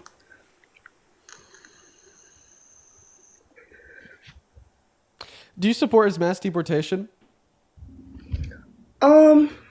I can say that I support the idea of the mass deportation, but not necessarily how he's going about it with the process. Would you say that you support the idea of mass deportation because they broke a law coming into the country, so it's okay to kick them out? I do not think that that's why I support that. Why do you support it? I don't think that coming here illegally necessarily is the issue. It's the people who are coming here illegally and then not doing anything to try to obtain legal residency. Okay. So what's the issue? Would you say that the issue just falls down to breaking the law? Or someone just tried to call me. Because the reason I'm asking you the question, if the issue falls down to breaking the law, is I just heard you hit a vape. You're 20 years old. You're breaking the law. I don't know what a vape is, Dean. That's an anxiety pen. Okay, all right. It's not funny when you say it. It's only funny when I say it. Back to the debate. So you told us that you support Trump. You were brought up in a red town, Republican family, Republican state, so on and so forth. Okay, all right.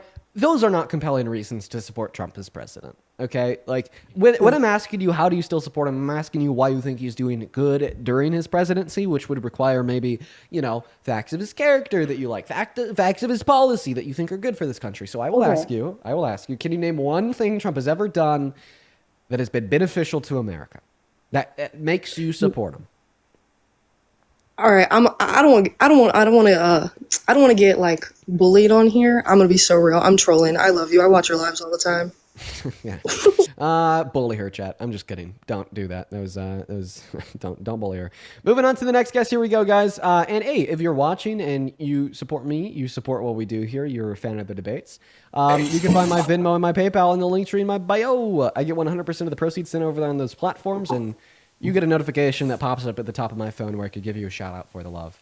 I appreciate everyone so much for all the kindness today and their donations. You could also secondarily support me over on YouTube through Super Chats. Hey, take it away. Why do you support Trump? Dude, they're not here again. That was the second time back in the queue. They just come up here and say nothing. Holy crap. Could you guys tell them a little bit like lower energy than most days today? I feel like it's obvious. I don't know. Yo, Dean. What's up, Hunter? You MAGA? Yeah. Yeah. How old are you? No, I swear I'm 19. Yeah. What year are you born in? 2006. Yeah. What month of 06? I swear, June. Yeah. What time is it? It's 5:23. Yeah. What state are you in? Wisconsin. Yeah. Well, actually, is Wisconsin CST? Yeah. What do you mean? Yes, dude. Nah. Okay. Tell us why you support Trump. I just think he's better than Kamala Harris. Okay. Why the hell would you assume that the 34-count felon adjudicated rapist was better than the prosecutor? Tell us. Because when she was vice president, there were was it 14 million undocumented immigrants? I think there's about 140 million, maybe 200 million, 250 million. I don't know. Conservatives just change the number based upon how they feel. Whatever. I just searched it up and it said 14 million or something like that. Okay. All right. I don't think anyone really knows, but okay, go ahead. And gas, I know gas is cheaper and groceries are cheaper and everything. No, they're not. What the fuck? The price of every single commodity sold in the grocery store outside of lemons and iceberg lettuce is more expensive today than it was in January. You could prove that to yourself by going to Google, typing in BLS grocery prices. I don't know. I mean, back in his first term, when my parents would buy groceries, it'd be $2.50, and then over this 4-year span, it was okay. It's just like back when Jimmy Carter was president, my grandparents were able to get a house for $25,000. Does that mean that we should dig up his grave and put him in the Oval Office? Maybe. Okay, let's get real, Hunter. My bad.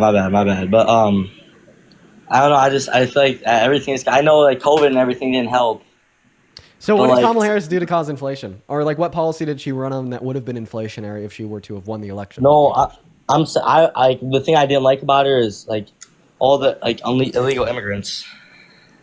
Okay, so we're just going to completely ignore the inflation conversation, which would be wise because inflation, especially groceries, are so expensive right now, man. I went to the grocery store yesterday and I literally spent $54 on 3 things. It was outrageous. It was so outrageous. Yeah. I think it was 5 things. It was so outrageous. It's always the little stuff too. All right, but anyways, so how did so are you saying that like Kamala Harris opened up the border to allow undocumented immigrants to come in? I wouldn't say she opened it up, but it was just like it was like, you know, it was just kind of like free reign, you know, like. What do you even mean by free reign? I don't know what you mean. You asked me if I know. I do not know. Be more clear. I mean, like Trump, like I'm not sure how many people, but like it's like it's not a lot of people come in, if like any, you know. He's been able to reduce the entry. What good policy has he passed to effectively reduce undocumented entry into this country?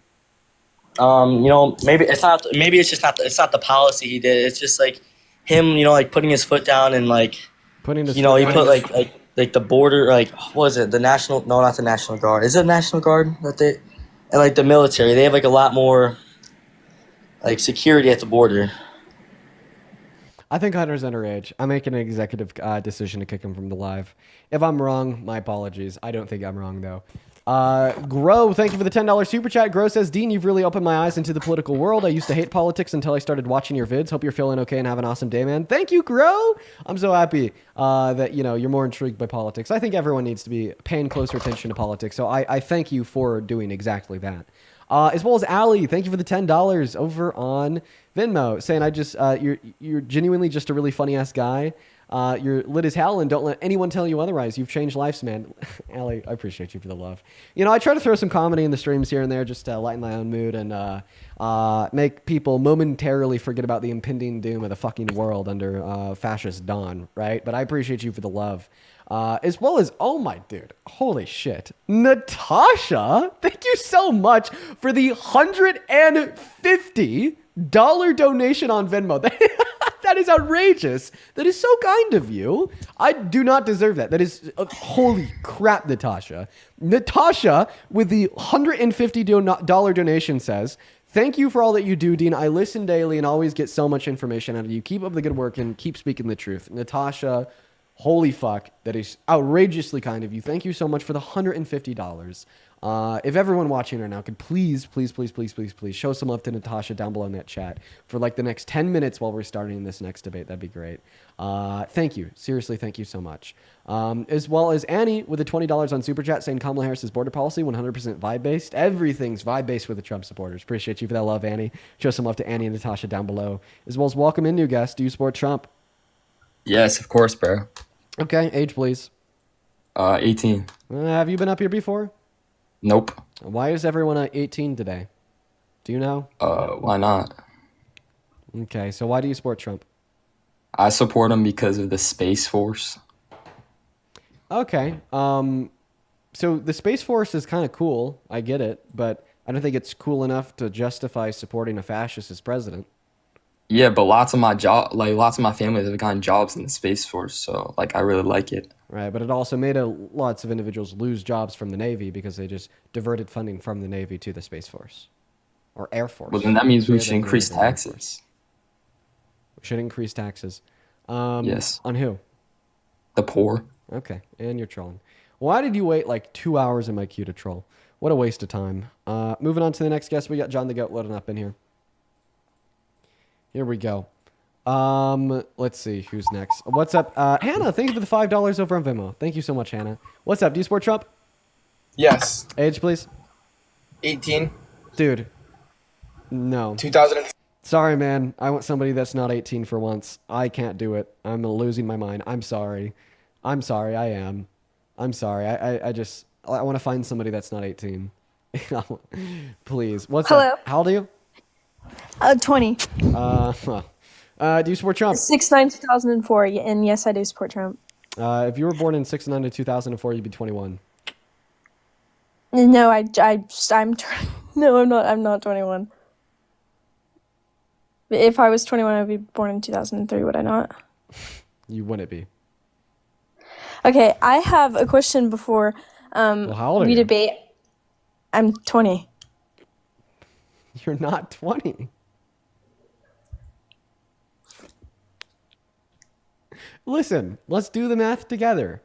6/9 of 2005. Oh man, that is such a bad year in age to pick. That was a really bad year in age to pick. It was. It was a terrible, terrible, terrible year. We're going to go ahead and move on to the next guest. Let's get them up here right now. We got Rosie loaded in. And the reason I say that is a terrible year and age for her to pick is because I am 21, born in 2004. So if you say like any birthday in 04, I'm going to automatically know exactly how old you would be. What's up? Do you support Trump? Yes. How old are you? 19. September 16th, Of what year? 2006. Okay, that's accurate. Why do you support Trump? I fucking love you so fucking much. Okay. Yeah, did think that was a reason why you support Trump. I'm going to move on to the next guest. You stay safe and take care. Oh my gosh. That wasn't a Trump supporter reaction. Do you support Trump, Mila? I love you so much, please. Oh my God, Jesus. How do you even make that noise? How do you? Wow, the vocal range on that lady was very impressive. Moving on to the next guest. We got Miss Freddie Mercury out here. Okay. Let's go ahead and see what that next guest has to say. Hop in that queue if you support Trump. Okay, just looking for debates. Oh, God. Oh, my God, dude. I'm losing it. Hi, do you support Trump? No, they automatically left. Oh, I'm losing it, guys. You're watching me lose it live 4K on air. Oh, God. Moving on. Hey, what's up? Do you support Trump as president? Lock 22, are you here? Hey, Dean. I'm 88 years old, and I am Maga. I am also the only guilty man in Shawshank. Get busy living. Moving on to the next guest. Let's go and see what that next guest has to say. We got Roberts loading up into the live. Morgan Freeman? Yo, what's up, buddy? What's up, buddy? Were they like on the bus home from school? I think they were. I legitimately think that was like a middle schooler or like a high schooler like on the bus going home from school. Guys, come on. As well as Kay Waterman. Thank you so much for the $10 over on Super Chat, saying thanks for what you do. Did you see Trump say again today that he isn't sure people have the right to protest? Dude, no way. I don't believe you. He said that? Are you sure? Dude, I'm so sorry. If he said that, he must be like trying to fuck himself over. He says that people don't have the right to criticize him through speech. People don't have the right to criticize him through protests. Like, earlier this year, he called CNN and MSNBC illegal. Dude, he has called every aspect of the First Amendment illegal. He has launched an attack on every aspect of the First Amendment. He launched an attack on the aspect of the First Amendment when he tried to ban all Muslims from coming into America, freedom of religion. He launched an attack on another aspect of the First Amendment when he said people don't have the right to criticize him in the media, freedom of speech. He's launched an attack on an aspect of the First Amendment, that being symbolic speech, when he tried to ban burning of the American flag. And he's launched an attack on another aspect of the First Amendment, that would be freedom of press, when he called CNN and MSNBC illegal. And he's launched an attack on another aspect of the First Amendment, now saying that people don't have the legal right to criticize him.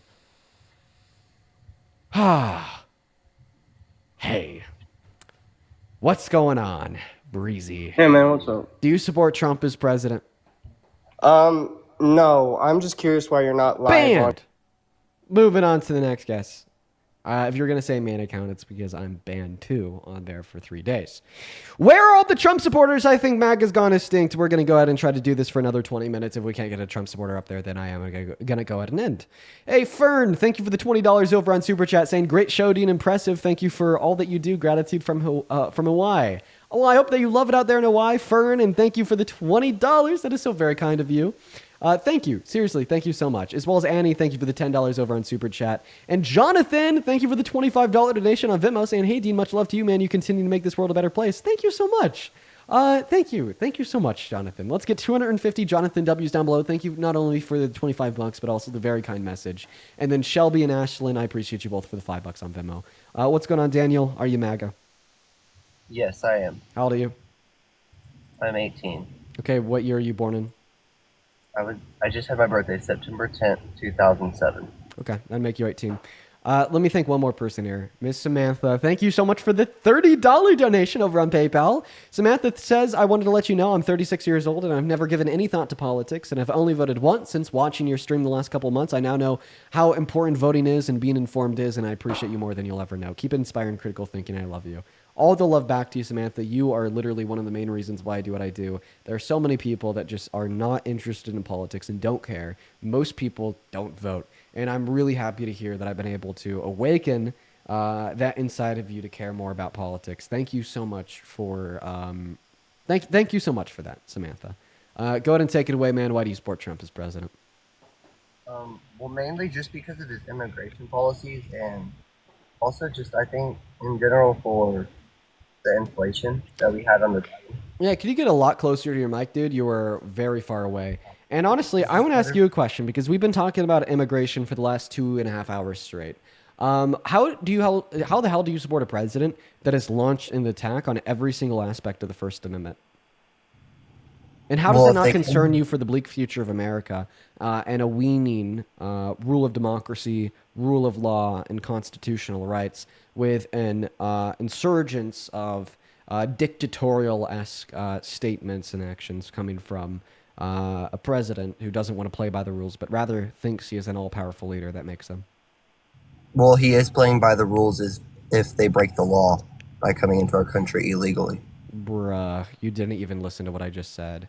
I said his attack on the Constitution, most notably the First Amendment, by saying that it's illegal to criticize him in the media, it's illegal to protest, it's illegal to boycott Tesla, it's illegal to burn the American flag, CNN and MSNBC are illegal. These are all things that are expressly protected under the First Amendment, yet he's saying they're illegal. How do you feel about his attack on free speech? I mean,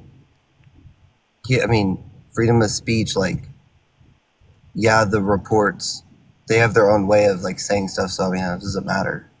Like, he doesn't have an input on their news network anyways. He's saying that he does. He's saying that he does, and he's proven it, right? He's proven that he thinks he does. He directed the FCC to take Jimmy Kimmel off air because he didn't like what Jimmy Kimmel had to say. Well, I actually agree on that. Because of the boycotts to that, Jimmy Kimmel got back on air, and then he said that it's illegal to criticize him in the media, and is now saying that he wants to sue Jimmy Kimmel. Wait. I actually agree on the Jimmy Kimmel topic. I don't think Trump had a right to speak on that. I think that was in whatever program it's a part of. So then how do you still support him even though he has launched such a large attack on freedom of speech and the domain of public discourse? I don't think I've lost like any freedom of speech. I mean, honestly, I think we've seen a switch of freedom of speech from years ago where it was, I don't know, I guess you could say rioting.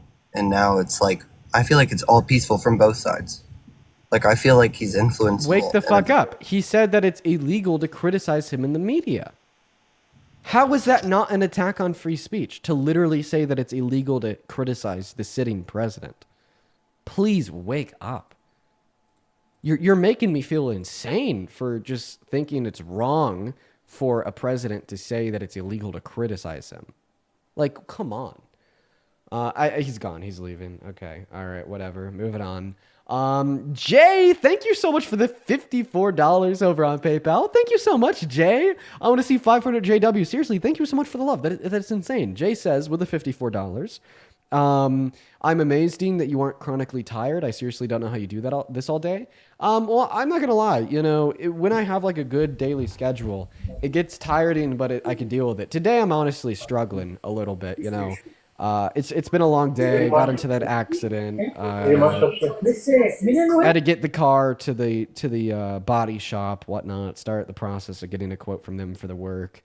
locked out of the house. And I was just so tired already before I started my stream. And now I'm like even more tired now. I'm probably going to end it around 3 hours. So I'd say that we safely have another 30 minutes left on stream. I'm just so tired. I'm just so tired. Let's go to get that next guest loaded up into the stream right now, though. We got 3-part ace. Hey, Condra, thank you for the $12 on Venmo, saying, bye now, you know I love you. I love what you do every day, and love you. Thank you for continuously bringing my soul peace in this insane amount of madness. Condra, I'm so happy that you're here with us. You're seriously here almost every day. Thank you for the $12, and I'm happy once again that this streams could help. As well as Yura, that is YURA. Thank you for the $35 donation over on Venmo. Show some love to Yura down below. Thank you so much for the love. Yura with the $35 says you're my favorite part of the day. Well, thank you. I'm happy that the streams could bring you something positive and make your day a little better. Thank you so much, Yura. Show some love to Yura down below. Hey, what's up? Do you support Trump? Yeah. Age, please. 25. 25. What year were you born in? I don't believe you. I'm going to talk to Belle instead. Hey, what's up? Are you mad? I love you so much. You just had me kick that other guy because you said that you were MAGA in 25 in the queue. Sorry, in the comment section. Just for you to be a troll? Come on, bro. Oh, we're going to try like 3 more times. Gare Bear, appreciate you for that. Cooper Flies Home. Thank you for the love. I appreciate that. Show some love to Gare Bear down below. What's up? Do you support Trump? Hello? Are you here? Gare Bear's not here. Wait, sorry. Not Gare Bear. Cameron's not here. Sorry, Gare Bear. Moving on to the next guest. Only hoping that you support Trump as president. Oh, boy. What's up? Do you support Trump? Dean, yeah, of course I support Trump. Boo! You shouldn't. He sucks. Yeah, that's okay. Why do you support Trump as president? That's okay, Dean. We can have this meeting. Hey, you didn't even ask me my age. I'm 37. I'm an old guy. You don't sound like a minor. You're good to go. That's refreshing. Okay, so I do support Trump. I feel like he has said a lot of things in a very ridiculous way that I don't think he really means what he says, to be quite honest. But I support that he actually gives his extreme strong opinion. And I like that. And I appreciate that.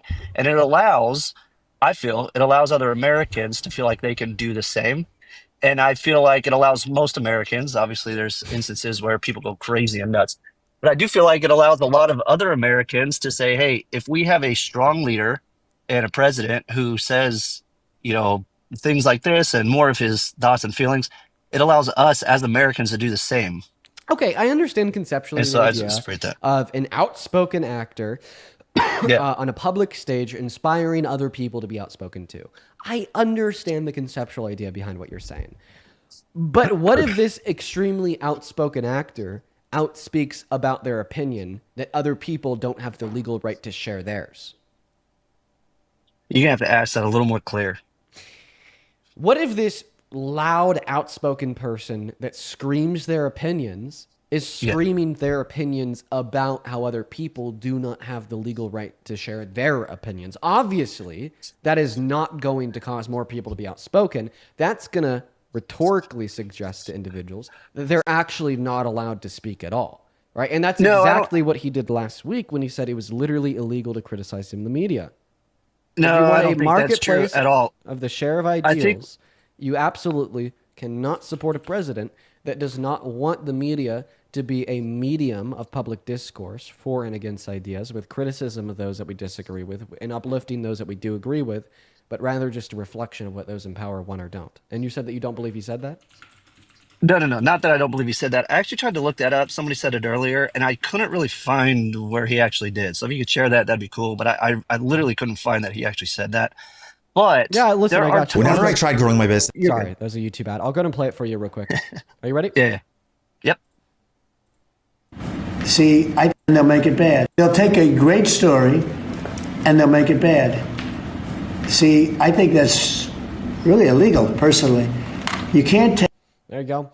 There's clip number 1, clip number 2. I read someplace that the networks were 97% against me. I get 97% negative, and yet I won it easily. I won all 7 swing states, popular, but won everything. And if they're 97% against, they give me only bad publicity or press. I mean, they're getting a license. I would think maybe their license should be taken away.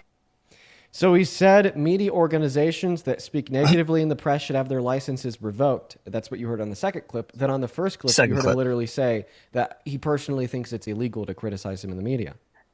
So just because he personally thinks that does not mean that he thinks that it's right for America. And that's the truth. If you get him one-on-one, I guarantee you he would not say, look, I don't actually think America should make that illegal, even though I have my personal beliefs. And I don't think he's ever going to get any type of policy. In fact, he never will. No president ever will. That he thinks it's already illegal. Okay, and that's fine. But as a and you can have that personal belief, right? If, no. It's totally fine to have a personal belief as a president. There's tons of things that other presidents have. I personally believe no one should smoke weed or drink alcohol. There's plenty of presidents that think that. That's a personal opinion that they don't push on America. Maybe some have some of it. But he has been pushing this on America. Yes, he has. He got Jimmy Kimmel canceled. I have a question. I have a question. By any president on any person. If Biden said while he was president that he thinks it is illegal to be a white man and conservative, do you think that would be more than enough reason to stop supporting him as president? No, I do not think that I would not support him as president. I would never vote for him and I would never agree with that policy, but I would not support him as president. I don't want my president to be weak. I don't want my president to you're not answering pass my bad question. policy. You're not answering my Go question. ahead and ask it again. Would Biden saying that he thinks it's illegal to be conservative as a white man in America, do you think that'd be like enough reason for anybody to stop supporting him? When you say support, I don't think that would be, if he's trying to pass policy, then don't support the policy. If he's trying to support that on his own belief, then I don't support that as his own belief. But if he just says that and says, if Donald Trump said that he personally thinks it is illegal for black people to go into white-owned businesses, would you stop supporting him? That's tough. If he tried to pass laws that did that, no, you just said I probably would. He just said it. No, you just said that he personally thinks it's illegal. If he tried to pass laws, that's not what I'm asking. Where that was the case, what if he just then I would not support him. What if he just said it? But you could take that. You could take that with anything. What if he just said, "I don't believe in Jesus," which I personally don't support. I think that's you not should. the question that I asked you. If he but said it's the same principle. That he thinks it's illegal for black individuals to go into white-owned businesses in America, would you still support him as president? Yeah, I would. I definitely would support him as president because that's not legislation that passed, and there's a lot of other things that I think that he still does. As a president of the United States, I want my president to do good things for America. Do I believe that everything every Republican president has done for America is good? No. And do I think they all say ridiculous things? Absolutely. But I do support him as president for a lot of the larger policies. What you said, black people walking into businesses, to be quite honest, it'll never get regressed on any level. Like, it just won't. And so for him to just make claims like that, it's like, dude, I don't agree with what you said. I don't think you should present that to America, but I'm going to support you in everything else that you're going to, or most everything else that you're doing, because you really are trying to look out for the best interests of what's America and doing it in the way that you think the time needs. Wouldn't him sharing his belief that he thinks it's illegal for black people to go into white-owned businesses definitively prove that he's not looking out for the best interests of the country? It's what policy he's going to pass, right? So once again, if I'm president and I say everyone needs to go to church, and there's a bunch of atheists that say you're a dumb president, I'm not pushing policy that says everyone needs to go to church. It's the same principle behind that, right? If I say if I'm president and I say black people don't go into white businesses, all that matters to you at the end of the day is the policy that's passed. The policy that is being tried to get passed, yes. Not all policies passed, you know that. But if you're going to try and pass policies, that is what matters. If he were to try most. to actually get somebody canceled on TV and get their license revoked for criticizing him, then you wouldn't support him? I would not support. That's kind of a free speech thing, right? So I do not support him trying to get people canceled as president. But if would he you was still not support him as president? well, we'll stick as president. I would say, dude, dude, I don't think that's what you should use the presidency office for. There's other things you would need to be you worrying still about. support Please go him? worry about those. I think I would, and I think I would do that for anyone who's president. Yeah, because yeah. once again, I dude, want. you literally just affirmed that you would support Trump if he was a racist fascist that wanted state No, control. no. That's not true. That's not true. That's not true. It is. I It said is true. if there's It is policy, like state-controlled media is a tenet of fascism. Historically, that is one of the most obvious tenets of fascism. Okay, and you told us that you would support Trump if he thought that it was illegal for black people to go into white-owned businesses, which is obviously racist. So, in other words, you're telling me, like, from your perspective, okay, from your perspective, you Trump, still support Trump if he was a racist fascist that wanted state-controlled media. If you would still support Trump from your own perspective, if he was a racist fascist that wanted state-controlled media, what the hell was so bad about Kamala Harris? I'm not saying Kamala was bad, but I do think that she would not be able to project her policies properly enough so that most of America would know what she wants. And I think that's what a lot of people do, is that she was not a strong enough speaker or knew how to get out what she wanted. Wait, so racist fascist? Nah, No. That's okay. Apparently not being a strong enough speaker, get them the hell out of here, Satan 2.0. Not to mention, That's she was 100%. such a stronger speaker than Donald Trump. My evidence would be the debate that she had with Donald Trump prior to the election, where she absolutely mopped the goddamn floor. It was so brutal to the point where following the debate, Donald Trump turned around, said that she was colluding with the ABC moderators, had the questions beforehand, and even had an earpiece inside of her ear to get the answers and responses to the questions that were asked. She mopped him hard. And if you look at any of her outlets running up to the presidency when Joe Biden came off the presidency, and then she goes on all those things.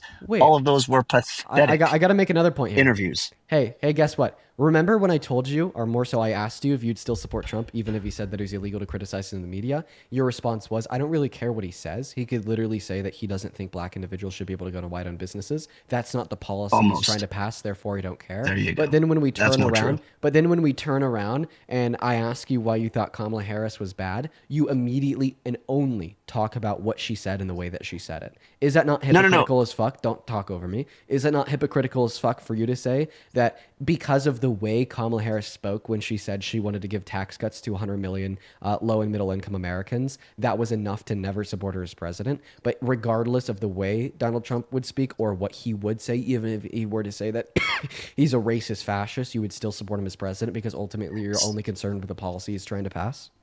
You bring up a good point, but however, what I'm saying is, if in my opinion, when I watch, and I didn't watch every single debate, so the one you said, believe ya, not familiar with it. That's all I can say to that. But what the things that I watch, and I don't just go watch, gotcha moments. Okay, I do try and look at different media outlets. That's actually why I'm watching you, right? You're a liberal guy. I'm out here trying to learn things like that. So when I do watch and when I do try and pick up policies, because I don't go in and read 700-page articles on what the actual policy says. So I do have to listen, and I don't just listen to the presidential debates. I do try and go listen to different commentators on different sides of the aisle and things like that. And I really do try and understand, just don't have time to read, but when I watch most of what she puts out, she just doesn't project it. Okay. And maybe she does. It's just not what I can find. You know what I mean? You didn't. So when you say it doesn't matter what Kamala says, you didn't answer to what I said. That's fine. I'll speak to it. When you say because Kamala is not a strong enough speaker, you're going back and forth. You repeat my argument that I used to demonstrate. You said when Trump says something, it's okay to put it to the side because you look at policy. When Kamala says something, it's not okay to put it to the side and only look at the way she speaks, not her policy. What I'm saying is it's hard to know her policy because of the way she speaks. Okay, if she could deliver it better, I would pick it up. I didn't think it was hard to know what she ran on at all. I mean, I was very attuned. Even if you just watched the debate, you would have learned that she ran on tax cuts for 100 million Americans. If you watched the debate, you would have heard her policy for healthcare, her policy for Ukraine. I would say it was actually very difficult to understand what Donald Trump's policy was before the election. He didn't know if he wanted to get rid of Obamacare and replace it with his own, or maybe if he didn't have any plans at all and he was just in the conceptual planning stages. He didn't know if he wanted Ukraine to win the war and stop giving the money, or to give them more money and to resume everything that Kamala Harris and Joe Biden were doing. He didn't know if he wanted to impose tariffs on every country in the world, or maybe just some, or maybe just Canada and China. He didn't know if he wanted to raise taxes on the average American, or maybe just get rid of taxes as a whole and replace the IRS with the ERS, the External Revenue Service, and generate all government money and funding through tariffs. Like, there was no way in hell that you can tell me you knew exactly the policy that Donald Trump was running on prior to the election because of how vague, non-transparent, and flip-floppy he was. But even as it relates to the policy that he has been passing, it has not been policy that is good for this country. I'll just simply ask you, what is one policy that Donald Trump has passed in the last 8 months, which you believe is genuinely good for America? And I got to go back to immigration. I genuinely believe, and I'm not a smart enough economist to know things, and I've been trying to follow the tariffs and see how that's good for America. There's a lot of points that say it'll play out in many years. There's a lot of points that say out it sucks because of prices rising. But and so that I am curious to see how that plays out. I don't think anybody really So what knows, is one to be quite specific honest. thing that But he's I done do that you come like? back to immigration. Okay, what immigration policy is Immigration, he I do implementing believe you're a that fan of? immigration's better. I am a fan of people that come here illegally. We claim that they are illegal, and we allow America to carry out the laws that we have to say they are illegal and do what the policy says. If it comes down to sending them back, that's what it comes down to. Okay. And so I and is this and just he a has. long way for you to tell me that you support his mass deportation? I do support his mass deportation. Okay. So what is one way that mass deportation materially and positively benefits America? It grabs it takes the ability, if mass deportation happens, it takes the ability to say, look, we don't have to fund all of these illegal immigrants. Okay. And we So it have saves this our much more government budget. money? It should, yeah. No, But actually, it doesn't. Undocumented immigrants are economic contributors. They pay more in taxes than they receive in benefits. They pay $100 billion per taxes per year. So when you remove them, you actually lose the government revenue that they were generating. And of course, you're spending money on the deportation operation itself, which projected by the American Immigration Council is $1 trillion over 10 years. So you're how losing much $1 trillion mass every deportation 10 years. has One moment. You're losing $1 trillion over the next 10 years because of the opportunity cost of what they pay in taxes. And you're losing $1 trillion over the next 10 years via the cost of the deportation operation in of itself. So no, it doesn't save money. It actually costs trillions. how much mass deportation has actually happened since he says I encourage mass deportation? Or I support, let's put mass deportation into policy. I guess I'm not going to answer your question because it doesn't respond to my critiques of your statement. No, that but mass it does, deportation because saves if us he money. says we are going to mass deport many immigrants or illegal immigrants, we're going to mass deport them, Mhm. and he wants to. I'm making this up, but you get the point. He says, let's say he wants to mass deport 10 million. That's a made up number, and he only ends up mass deporting 100,000. Right? Okay. Like you said, the money translation there that you just said doesn't add up. And so, what's the cost of actually mass deporting an extreme small amount of number than that actually is? We wouldn't be losing as much money because he wasn't able to achieve his whole goal, but we'd still be losing some money as he was able to work towards his goal. But also, not all those people were mass deported. So once again, when he puts it into action and he doesn't fund it, which he hasn't, yeah, he's funded ICE some in of it, addition not all of it. $150 billion through the Big Beautiful Bill.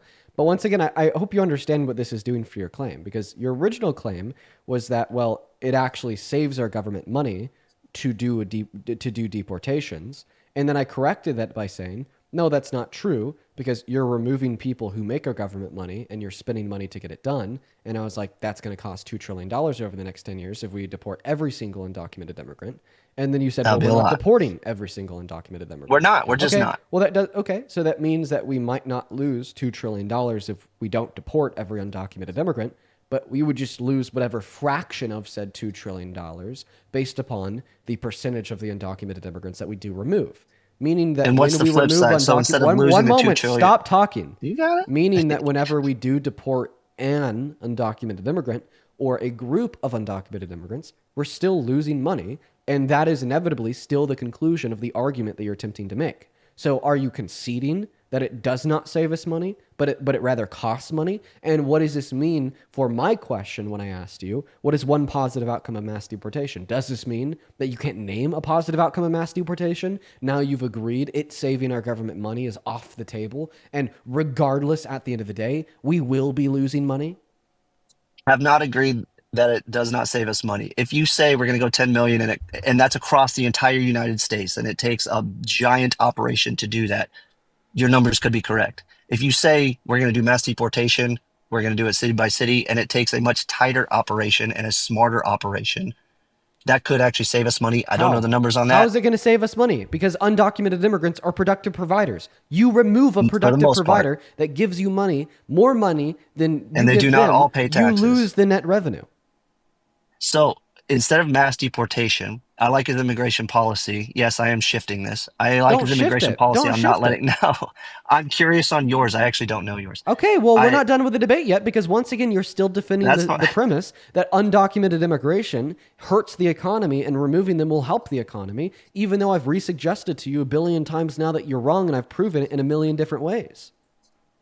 So I wish I knew crime rates. I don't look up stats like you do. Oh, I do. Undocumented immigrants are 2.5 times less likely to commit violent crimes, 3 times less likely to commit property crimes, and 3.5 times less likely to commit petty crimes, according to PNAS. So that's a national thing, right? I'm way more curious on cities, right? So like sanctuary type cities. Okay, asking what crime rates are in sanctuary cities for undocumented immigrants is not refuting all the reasons that I gave that mass deportation will hurt the economy, and I'm not going to allow you to. So if you take, once again, if you mass deport, if you try and go over America, this is true for any business, right? And yes, think of this in a business sense. If you mass deport over the entire nation, it's going to cost more than it will mass deport if you do a city, assess how you do it, assess the cost, assess what it took, the manpower, all of that. Where do we put them? Things like that. So if you do it smartly in a business way, city by city, those numbers don't add up to that way, and those numbers are going to be swayed greatly. So then you're just saying that maybe they could reduce the total net loss that we would suffer via a mass deportation by running in a more efficient operation. Point number one, the operation is not efficient.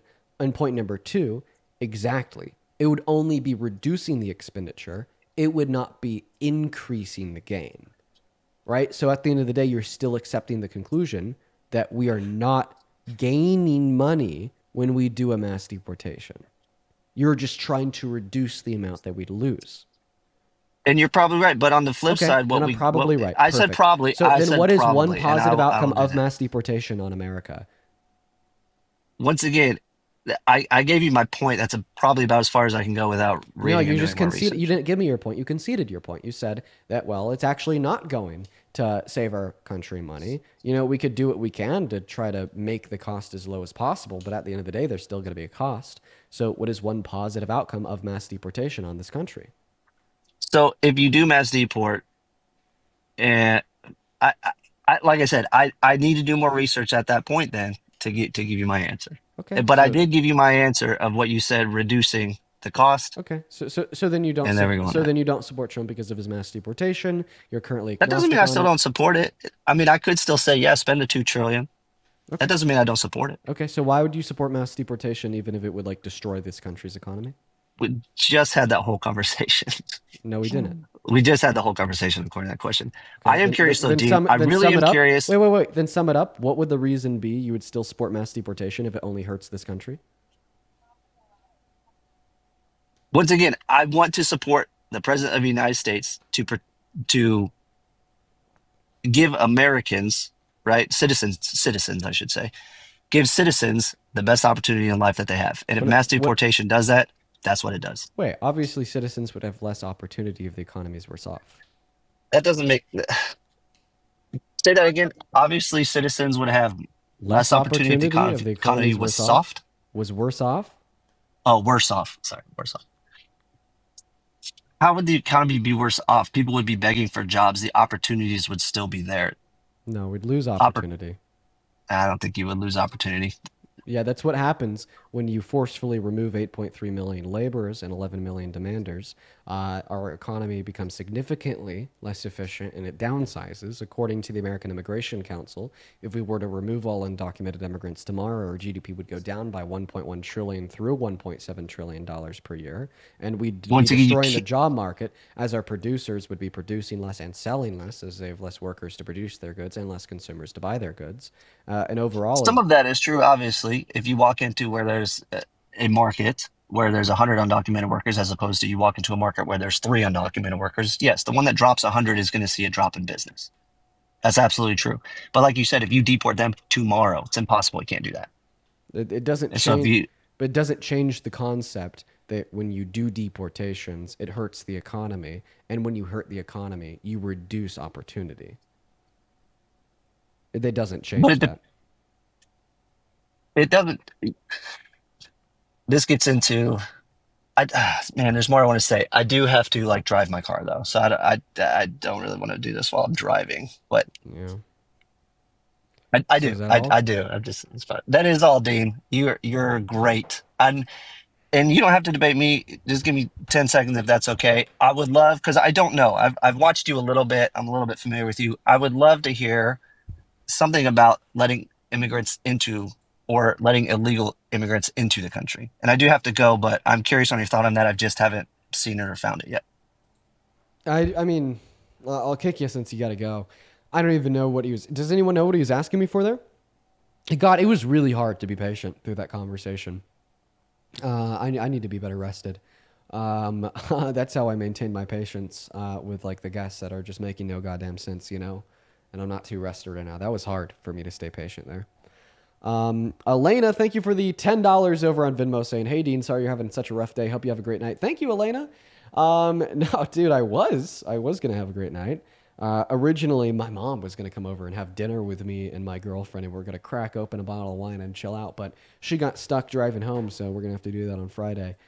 Maybe I'll find something to do instead. Parker C, thank you for the $5 over on Venmo. Hannah with a 5, thank you so much. As well as Mark, thank you for the $10 on Venmo. Mark says, "Thank you for your tireless efforts and engaging in these important conversations." Well, thank you so much. I appreciate that, Mark. Thank you so much. Thank you for the $10, Mark. As well as John and Lewis, I appreciate you both for the 5. If you want to support me, you can find my Venmo, my PayPal, and the link tree in my bio. Let's see. Handful more people here to thank. Sarah, thank you for the $10 over on PayPal. That is very kind of you, Sarah. As well as Jay, once again with another 50. Jay, you have been fucking supporting me literally all day. Thank you so much. Thank you, Jay. Show some more love to Jay down below in the comment section. And Jay, that sounds like fun. That sounds like a lot of fun. Boxcar, what is that, Jay? Thank you so much for the $50. Seriously, thank you so much. As well as Pony with a 10 saying, "Do these guys realize that because of Trump, type 1 diabetics without insurance will now have to pay thousands of dollars a month? I am T1D and that is awful." I honestly am appalled by that. No one should be forced into doing that. Universal health care is a necessity for the future of this country, and the fact that so many people just don't see it is insane. We are going to go ahead and do one last debate of the evening here, folks, and then we will hop off. I see everyone asking for a Q&A. I'm down to do a Q&A this week. I mean, I stream 7 days a week, so we could do that soon. However, I think I'm going to need some more rest before I do a Q&A. But I have just enough steam left in me for maybe one last debate with a Trump supporter before we get off, but we will be getting off maybe around an hour early. I will say here, if you would like to support me once again before we end the stream during the last debate here, you can find my Venmo and my PayPal in the link tree in the bio, as well as in the pinned message of that YouTube stream, where you can also support me over on Super Chat, and I appreciate everyone for all the love today. Welcome in, Evan. Do you support Trump? Yeah. How old are you? 19. Okay. And what year were you born in? 2006. Okay. All right. Kelly, thank you for the $10 on Venmo. Kelly with the $10 says, "Hey Dean, my account got hacked and it's close to 1K and it was stolen from my Apple Pay. But I wanted to show you some support since you're having such a rough day. Much love." Well, Kelly, I appreciate you for the $10, but please about your account being hacked and losing 1K from your Apple Pay. Have you tried calling Apple about that? They're usually like really good with account security. That's so like terrible. I'm really sorry that happened to you, and I really hope that you're able to get that one resolved. Take it away. Tell us why you support Trump. Oh, I'm pretty happy with his foreign policy with both Ukraine and the Middle East. And honestly, you should really support his foreign policy on Ukraine as well, based on what I've heard you say in the past. So, which approach to Ukraine did you like? The one where he stopped giving them money, or the one where he gave them money? Because he's done both in the last. Giving him money, I totally disagreed with him when he stopped giving them money, and I was really against what he was doing at the start. But it's been much better now recently. No, I agree. Funding Ukraine is something that we need to do, and I'm happy that he conceded on that. Can we agree that this is what Kamala Harris ran on, though? I don't know if conceded is the right word, but yeah, he absolutely sorry, conceded to what the Dems wanted. Can we agree that this is what Kamala Harris ran on? I would agree that she ran on funding Ukraine. I kind of disagree with Biden's approach to the war, though. So at the end of the day, you're just telling us that you support Trump for a reason that he realized after more innocent Ukrainians had died and 5 months into his term. Meanwhile, this is something that Kamala Harris has been screaming and shouting since their debate prior to the election. Well, I believe that he's actually pursuing an end to the war, whereas Kamala probably would have just continued what Biden did, dragging it out without an actual end in sight. You're saying he's pursuing an end to the war by giving funding to Ukraine, thereby putting more international pressure on Russia to accept peace talks. Well, he's also doing the oil sanctions, which I'm a big fan of. He's trying to get Europe to stop buying oil. But honestly, my bigger focus is the Middle East. So did Biden and Harris. The oil sanctions were imposed on Russia by the Biden-Harris administration. Well, maybe. Sorry, I meant the tariffs. Yeah, Biden and Harris didn't do the tariffs. Secondary tariffs. Actually, the one country that was left out of his Liberation Day tariffs on all the other countries. That's not what I'm referring to. July 4th, Are you aware of the Russia. secondary tariffs? Are you aware of the secondary tariffs on people who purchase Russian oil? So I'm so sorry. You're not talking about the Liberation Day tariffs imposed on July 4th. No, So that's never what I was talking about. And also, we don't really do trade with Russia, so I'm not sure why we'd tariff them. I'm not referring to that. There's a couple $1 billion of trade that we do with Russia annually. Plus Okay, well then I'll concede to you, Dean. We should have really tariffed those couple of billions, but that's really besides the point of what I'm talking about. So sure, I'll concede we really should have tariffed those couple $1 billion. But what I'm talking about is the secondary sanctions on oil, which could what actually. Countries have those been imposed on? India so far. Okay, I just had a curiosity. And they're talking. I'm surprised you don't know this. It was pretty big news, but I'm more happy about what he's doing in the Middle East. But just out of curiosity, could you give me a resource where I could see that? A resource where you could see that? I mean, it was all over the news, but I can look it up and pull up an article for you. I probably see 99% of the things that are all over the news. I guess this is part of the 1% that slipped through the cracks. I'd love a research. I love some resources. Yeah, one sec. Trump secondary tariffs, Russia oil. Here we go. BBC, how Trump's secondary tariffs on Russia could hit the global economy. There you go. This is from Reuters. Trump's tariffs on Russia's oil bring economic. Yeah. So what's the name of the article? Oh, Reuters? Yeah. What's the name of the article? Well, it's Trump's tariffs on Russia's oil bring economic political risks, which is obviously a perspective I would disagree with, but that's just to prove to you that it's actually happening. So, because, I'm not sure. I don't know. But I'm more happy with what he's doing in the Middle East. And since this is something that it seems like we agree on, it would probably be better to debate about the Middle East because from my understanding of your position, we definitely wouldn't agree. So this was published on August 7th. Yeah, did you not hear about the 50% tariff you put on India? You can just look up Trump tariffs on India. Maybe it was 25%. On goods from India over its imports of Russian oil, making it the first financial penalty aimed at Russia in Donald Trump's second term. On the surface level, I may see some good produced by that. I'm unsure if it's something that I support or not, but I understand the perspective that it would be good. Right, and the goal isn't to bring back manufacturing. The goal is to actually negotiate a way for them to stop buying Russian oil to hurt the Russian economy, so that Ukraine has a better chance in the war. Because I know that your perception is probably that all of MAGA hates Ukraine, but I mean, and I'm not even MAGA, I'm just a conservative. I guess your perception is probably that all conservatives are pro-Russia, which really isn't the truth in Okay, my so experience. once again, it So, looks like he's just like double down here by placing even like more tariffs on India. Now it's upwards of 50%. So here's what I'd say. I don't know. I think that like tariffs of upwards of 50% on the largest country in the world are probably a little bit more than punitive, and would probably have like more negative impacts on the global economy and like local markets inside of our own country. But like still, I will agree. I like to see a new sentiment from Trump, where he's trying to put more pressure on Russia to end their invasion of Ukraine. I don't know if like 50% tariffs on the world's largest country is the way to get it done, though.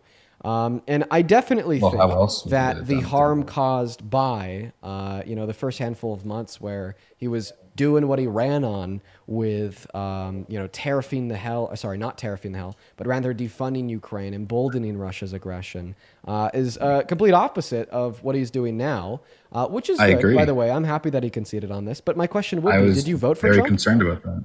Yeah, I was very concerned about that when Wait. So that was you're his telling me that policy the at biggest first. reason that you support Trump today has to No, do. that's not the biggest reason. Well, My biggest let me reason go ahead and is his finish my policy in the sentence, Middle East. because you're telling me that the biggest reason, or what I supposed to be the biggest reason insofar as why you support Trump today, was apparently his approach to Russia and Ukraine and finally conceding to what Kamala Harris wanted to do all along. Yet you voted for him in the election when he said that he wanted to do the opposite than did for the first handful of months during his administration. So why did you vote for him? Well, actually, what he ran on actually trying to pursue an end to the war through an end to the war. I mean, Kamala Harris didn't run on pursuing an end to the war. She ran on continuing to fund Ukraine. Yeah, but the way So that what he I wanted to want pursue is an an end end to for the the war war. was by defunding Ukraine, and obviously, seemingly, you know that won't end the war, but will rather make it worse by weakening the victim and emboldening the aggressor, while Well, also that's taking more what he international did. pressure off of the aggressor.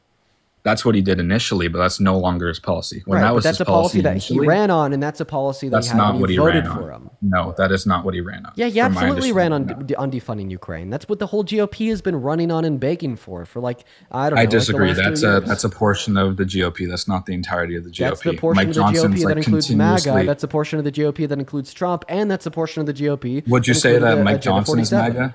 Would you say that Mike Johnson is MAGA? I don't know too much about Mike Johnson to make that determination, but it doesn't Well, he's the change Speaker of anything the in what I House, and just he's said. been like constantly, like for the past since the war started, he's been constantly pushing appropriation bills with like funding to Ukraine. So I don't know what you mean. You're wrong. So yeah, we His have been policy is passing no. appropriation bills. It's those appropriation bills that funded Ukraine under the Biden-Harris Yes. administration.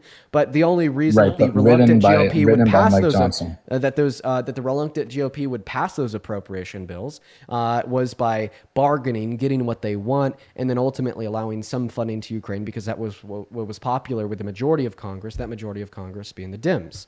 Now, once again, nothing in which we just said changes the fact that the policy that Donald Trump ran on was defunding Ukraine. Can we agree on that? No, his policy was pursuing an end to the war, but I don't. This isn't even the topic I want to talk about. Wait. So are you telling me that you've never heard Donald Trump say that he wanted to defund No, Ukraine prior to what he I've did? heard him say that. I never believed that that was his actual policy position. I've heard conflicting things from him on the topic, and I'm focused more on what I'm actually hearing right now. Give me something from Trump prior to the election to contradict the notion that he wanted to defund Ukraine. Oh. Sorry, can you hear me? Can you Give hear me My bad. anything from Trump prior to the election to contradict the notion that he wanted to stop giving money to Ukraine.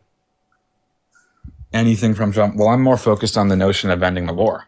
He ran on a ceasefire and an end to the war. Okay, well then you're And I not don't- focused on what you just said, which I believed was wrong. I just told you that he ran on the policy of defunding Ukraine. You said that you heard Well, like why are we talking contradicting about things. the policy before the election instead of the current policy? Okay, so the reason that we're talking And also, about that was not the primary reason why I So voted. I've already made it clear why we're talking about this, because you're telling me that you support Trump as president today because he's funding Ukraine. You think that's good. Then I was like, that's what Kamala Harris wanted to do all along. And then we had a conversation about that, secondary tariffs, so on and so forth. But then a light bulb went off in my head, and I was like, fuck, you voted for Trump.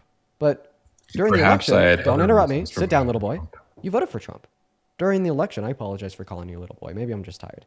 You voted for Trump. That's the light bulb that went off in my head. And I thought to myself, well, you voted for Trump. You supported him during the election, after the election, before the election. even though at that time he was pushing very consistent messages that he wanted to defund Ukraine. But seemingly, based upon the conversation that we're having today, you know just how harmful that is. So Have once you again, considered? it goes back to the topic. Why did you vote for Trump in the election, even though he ran on clear and consistent messaging that is contradicting the debate that we're having right now on the efficacy of the application of international pressure on Russia to end their invasion of Ukraine by giving Ukraine money? Oh, well, because I'm not a single issue voter. I voted for many issues, including that one, but also I voted because of the policy in the Middle East. I voted because of his border policy, which I like, and I voted because I believed his economic policy would be better than it currently is. So, Okay. I want to ask you about border policy. sure. So you support removal of undocumented immigrants, broke the law, get them out. It's probably more nuanced than that from my position. I probably support the removal of anyone who came and knowingly abused an asylum system that was under significant duress over the course of the Biden administration. Abusing I'd and support the breaking the removal law. So, Sorry, what? So you're going to support the removal of undocumented immigrants for supposedly abusing and breaking the law, but then when Donald Trump abuses and breaks the Constitution a plethora of time in the last 8 months, he's still your favorite president? Well, that just seems like a major deflection from the point that I made. But It if you doesn't want seem to like talk a about deflection, that, we given could. that there's a conceptual relevancy in relationship to the last point. I think that the conceptual relationship was clear, right? The point is, you're like, hey, people are abusing and breaking the law, get them the hell out of the country. Hey, this guy is abusing and breaking the law and will continue to abuse, break not just the law, but more so the Constitution if he's president, put him in the White House. I think that that is very clearly hypocritical. Well, I mean, I'd argue that a lot of presidents have broken the law. I'd argue that perhaps Trump is an authoritarian, but if he is, then certainly the Democrats are as well. That's what I'd say. Yeah, for sure. Could you like point me towards like any clear scenarios where somebody like Kamala Harris, bold face, very obviously infringed upon the Constitution multiple times, likely knowingly, and Well, she doesn't care, campaigned just on wants to it, continue. so she campaigned on it. Yeah. I could explain how. What like bold face constitutional violation did she campaign on? Like A very violation of the obvious. First Amendment. Yeah, which Well, how so? maybe I don't know if you would perceive it as obvious. I definitely perceive it as pretty obvious and blatant. I don't know about you, but she ran on regulating misinformation How's on that? social What policy? media, and so did Tim Walz. What policy? I'll play the clip for you right now. Give me a sec. It wasn't a policy position, but it was a statement that they made. Yeah, So, for sure. Let's hear the first give me 1 sec. amendment infringement.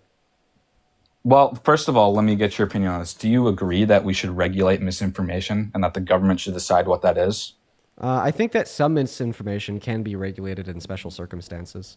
But I guess let's hear the clip. Let's hear 1 the sec, First I'm pulling Amendment it up. infringement. 1 sec. Okay, I'm about to play it. Freedom of speech is a cornerstone of democracy. I assume that it Yet was going to labeling be the spe- actual clip. specific Give me a criticism- sec. I'll look it up. It was on ABC, I believe. Here we go. I think we need to push back on this. There's no guarantee to free speech on misinformation or hate speech, and especially around our democracy. I'd say that's pretty conclusive, right? So that was Tim Walz? That was Tim Walz, yes. Okay. And when was this? When was this? This was, it was in October of 2024. Okay. October 2024. Where? It was on MSNBC. Okay. And when he said push back, who's we? I mean, presumably Democrats, but he didn't really say, so. Okay. All right. Well, I mean, you just described it to yourself. You said presumably it's going to be Democrats. It's going to be the people of the country. The people of the country need to push back against misinformation. That's going to be council culture, not authoritarianism. Authoritarianism would be pushing back against quote unquote misinformation with the use of the government by, I don't know, directing Brendan Carr and the FCC to revoke the permit of ABC if they don't fire Jimmy Kimmel and then saying that it's illegal to criticize the government. Oh, yeah, on I TV. think that's a big problem as well, but would you agree that Biden did the same thing with the Hunter Biden laptop story? Biden did the same thing with a Hunter Biden laptop story. How so? Well, sorry, maybe it wasn't Biden, my bad, but they did a deal with Facebook and social media companies. Not a deal, sorry, but they coerced in the same way that they did with Jimmy Kimmel for the social media companies to censor the Hunter Biden laptop story. Okay, yeah, like which ones? Right, so that's Like similar. who I mean, and I which agree ones? with you that the Trump thing is bad, coerced but them I'm into trying doing to what? see if you. Who Sorry, coerced what? who coerced them into doing what, and what would the punishment be if they didn't do it? what would the punishment be if they didn't do it? Yeah. And like, who is Well, I coercing mean, them into doing I don't what? believe Like, that we actually specifically have who? those details. I don't think that's public. Okay, So I we don't. probably couldn't tell you. So I mean, wouldn't coercement require some type of punishment if they weren't to do it? Isn't that like the definition of coercement? Oh, absolutely. I'm just saying we weren't aware of it. Okay, well I'm then sure you're just there saying that you're was. not aware that it's actually coercive. Really? Yeah, I mean, because the story's coercive, actually been coercive out, really. definitionally speaking, would require some incentive structure of like, if you don't do this, then these like bad things are going to happen to you. That's what coercing somebody is, right? Coercing individuals can be like very nuanced in very many scenarios, but ultimately it reduces down to an incentive structure that if you don't do this, then you're going to undergo some like displeasure. Okay, at its Sorry, I actually but looked it up I and I ask have you the to source for you clarify now. like the displeasure and which would be experienced by media companies if they didn't do this, and what exactly happened. Sorry, I'll actually read it out to you now because I actually looked it up because it was just an example I gave off the top of my head. I haven't researched it recently, but also I don't even know how we got so sidetracked onto this point. It was just because of your deflection, but I don't really care. We can continue. This is from You're the one that brought up the Hunt and Biter laptop story. Stop projecting. no, because I wanted to see if you actually were consistent on your beliefs, which I don't believe you Okay, are. exactly. Your first word was I, so therefore it wasn't me.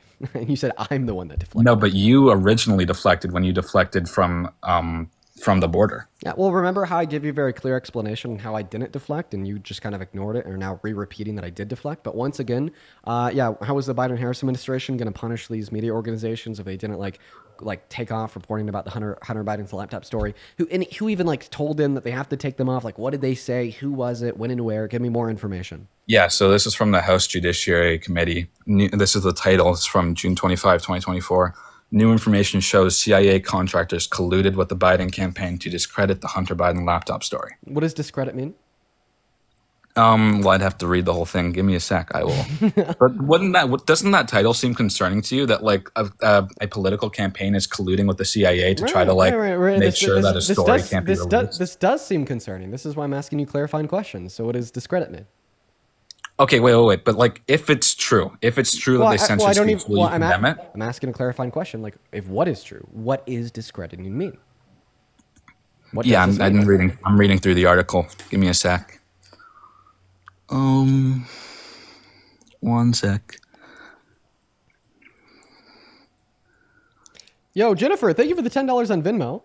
Saying, so weird, came on your live today to find out I wasn't following you. I know for a fact I have been. It's because I'm on my second account today. You probably follow my main. Thank you for the $10. That is very kind of you. Okay, so here we go.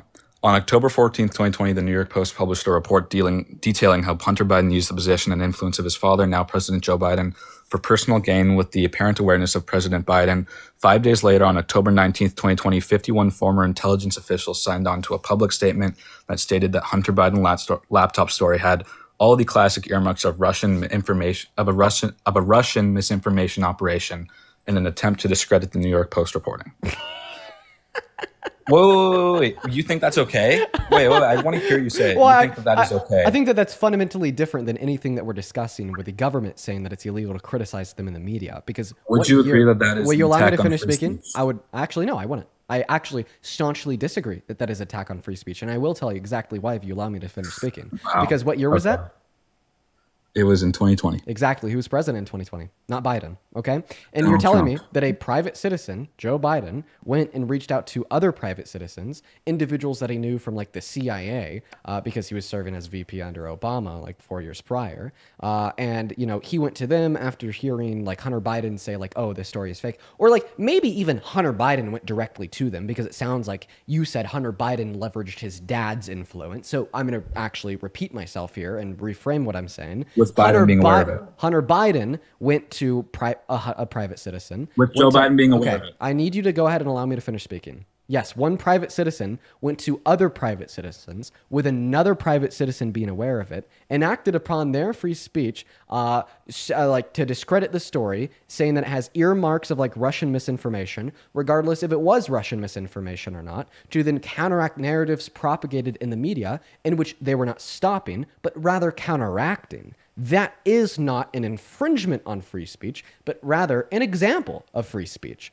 And this is fundamentally different at its core than the commander-in-chief from the executive branch of the American government sitting down in the Oval Office telling reporters that it's illegal to criticize him in the media. Now, Hunter Biden's laptop, I don't know too much about it. I never did. I think the story goes, the Biden administration saw the Hunter Biden laptop story being reported on. They said it was Russian misinformation. And then later the FBI proved that it wasn't Russian information, but rather was real. That's and not I think the story. Okay, that's not the story. Where was I wrong? Be succinct, because You I'm making said that it was the Biden campaign that said it. It was, in this report clearly says that it was the Biden campaign that influenced the CIA to say it. So it was the CIA that said it. And it feels like you're saying that that the 51 CIA operators were private citizens. If it's 51 operators within a government institution, that's the government. That's the government. That's not a private citizen. 51 different individuals from the same CIA governmental organization. And I mean, I assume you're going to try to attribute it to Trump. You're going to say, oh, it was because Trump was in office, but the CIA is practically... So even if we assume that 51 random CIA operatives are equivalent to that of Trump insofar as government influence and power, which they're not, but whatever, this would be like Donald Trump saying that human-caused climate change isn't real. Like, assuming that Hunter Biden's laptop was real, assuming that Hunter Biden's laptop was not Russian misinformation, and all these CIA operatives said it was Russian misinformation, that would just be like Donald Trump saying that human-caused climate change isn't real, okay? Someone in a position of authority inside of the government saying that something is true is false, okay? But even inside of the conversation that we're having right now, I'm not paralleling Donald Trump attacking free speech by saying something that's not true, such as the idea that human-caused climate change isn't real. I'm making an argument that he's attacking free speech by coming out swinging with the power of the government, saying that it is illegal to criticize him on TV. Right? So, like, once again, I think that these examples are fundamentally different. I could, one moment, no. I could debate you on the merits of the actions of the CIA and saying that, you know, the the Hunter Biden laptop story had marks of misinformation, of Russian misinformation, on if the claims of the CIA operatives were true or false. I could debate you on the merits of that. But in debating you on the merits of that claim, we're speaking about something that is fundamentally different from the topic of debate, which is using the government to attack free speech. Because just having somebody in the government, like in the CIA, saying something that is probably true, they were able to point out things in which were indicative of Russian misinformation, even if they were wrong, is not an attack on free speech. It is saying something that is incorrect. Saying something that is incorrect is not equivalent to attacking free speech. When Donald Trump says something, one moment, when Donald Trump says something that is incorrect, such as human-caused climate change isn't real, that's not attacking free speech, that's saying something that is wrong. When Donald Trump says something that is incorrect, such as the idea that he was man of the year in Michigan 30 years ago, that's not attacking free speech, that's saying something that is incorrect. When Donald Trump says when Donald Trump says Tylenol causes autism, that's not Donald Trump attacking free speech, that is saying something that is harmfully incorrect. But when Donald Trump says it is illegal to criticize him in the media, not only is that saying something that is incorrect, but it is also a fundamental attack upon the First Amendment liberties of Americans, because now our goddamn president is suggesting that it is literally illegal to speak negatively upon him, reframing the domain of public discourse away from debate and discussion about what we think is true and false, such as those CIA operatives, right, proponing their position in the debate of the public discourse, that the Hunter Biden laptop story had markers of Russian misinformation, which you could criticize in the domain of public discourse, but now rather reframing it to the idea that you don't even have the ability to have said discourse, you don't even have the ability to critique ideas that you disagree with and put forward your own, like the CIA operatives did when they said it had markers of Russian misinformation. But now it's saying that, well, what is in the media, what we can discuss, is up to the liberty of what is legal and illegal, and it is now illegal in the eyes of our government to do as much as to criticize them. Okay. You made a bunch of points. I hope you'll actually give me the chance to finish all of my counters. Okay, there is a large difference between discrediting information and discrediting information with the intent of having it censored to the public. And that was the intent of the Biden administration when they did that. So you have to look at the intent and you have to look at the actual outcome. Donald Trump might say climate change isn't real, but he's not actually censoring the information that climate change is real. That's exactly what the Biden administration did. And And how do they do that? There's a difference. How do they do that? By discrediting it and by having the CIA make it look like that it's Russian misinformation. Wait, so then you're saying that they're censoring it in That's virtue of censorship. discrediting it. So therefore, Donald Trump is censoring research that demonstrates human-caused climate change is real in virtue of discrediting it. So when did what? That makes okay. I need you to. If that argument made no sense, then you're saying your argument makes no sense. I need you to restate what you said. You argued that these CIA wait, operatives whoa. were censoring misinformation about Hunter Biden's laptop in virtue of saying that it could be plausibly discredited. So therefore, when Donald Trump definitively discredits human-caused climate change, in virtue of that fact, he's censoring information to suggest the opposite. So he never definitively discredited climate change. Yeah, you said never that did human-caused climate change isn't real. That Donald was a Trump definitive can make discredit. a statement that is factually inaccurate. That doesn't mean that he's discrediting it. When there's a widespread attempt to actually censor information, that is separate. Those are two different things. Wait. So then how did the CIA operatives discredit it? Weren't they just making statements that were factually inaccurate in accordance with your view? Well, I think it's different when it's coming from an actual government organization, which is like the CIA. I Or think the that's pretty president? separate. I mean, I'd say, I think this is a pretty. I'm really shocked that you're defending this. I assume that you would probably be more principled. I'm actually just pointing out the issues in your own train of thought here. You're saying a member of a government organization said something was wrong in an organization. Member of an organization saying it wrong. That is the foundation of your position. Did However, anyone in- you are not Wait, you're applying the missing same something. foundation You're missing to an something. example of somebody like Donald Trump saying that it is wrong to suggest that humans can cause climate change, and you were arguing that even though he is in a position of authority inside of the American government, he is not censoring those in which would disagree with him. You're missing something. So the issue is that they were influenced to do that by the Biden administration. That's what you're leaving out when you make that comparison. You're saying that this was like the speech was influenced by a member of a presidential administration? No, I said that that's the difference. Well, this wouldn't be a difference. Isn't Donald Trump the president, meaning that anything he does is influenced by the presidential administration since he is the presidential administration? Right, but it was Biden, or it was the Biden campaign and Hunter Biden with the knowledge of Joe Biden that influenced them to do it. Wait. But like, once again, even if I just accept what you're saying right now, Donald Trump is president, and while he's president, he says that it is misinformation that humans cause climate change. That is a presidential administration influence on an action. And by the way, Biden was not president in 2020, so you're wrong. So actually, under your framework, that's not you're what I saying said. That, I said that the critique of something has to they be influenced the influenced by CIA a to do it. presidential administration in order to be censoring speech in which would disagree. Under your framework, actually, even if Biden did this, I don't know if he did or not, would not be an attack on free speech as it was not influenced by a presidential administration. It would not be censoring information which would disagree. However, under your framework, when Trump says that human-caused climate change doesn't exist, because that is being influenced by a presidential administration, his presidential administration, that would be an attack on free speech and a censorship of those in which would disagree. So actually, Okay, using your is logic, the Biden executive did nothing branch the wrong and only- Trump did something wrong. Okay, is the executive branch the only branch of government that can censor free speech? The executive branch is the only branch of government in which is... No, I'm asking you that. Are they the only branch of government that can censor free speech? No, but under your framework... Well, yes. I'm telling you, it was the entire Democratic Party that was saying it was Russian misinformation, knowing that it wasn't. Oh, so that applies to members of Congress. So it's every Democrat. So now we've actually just reduced your claim down to something further. I think that you're getting upset and you're making bad arguments. Would you like to take that one back?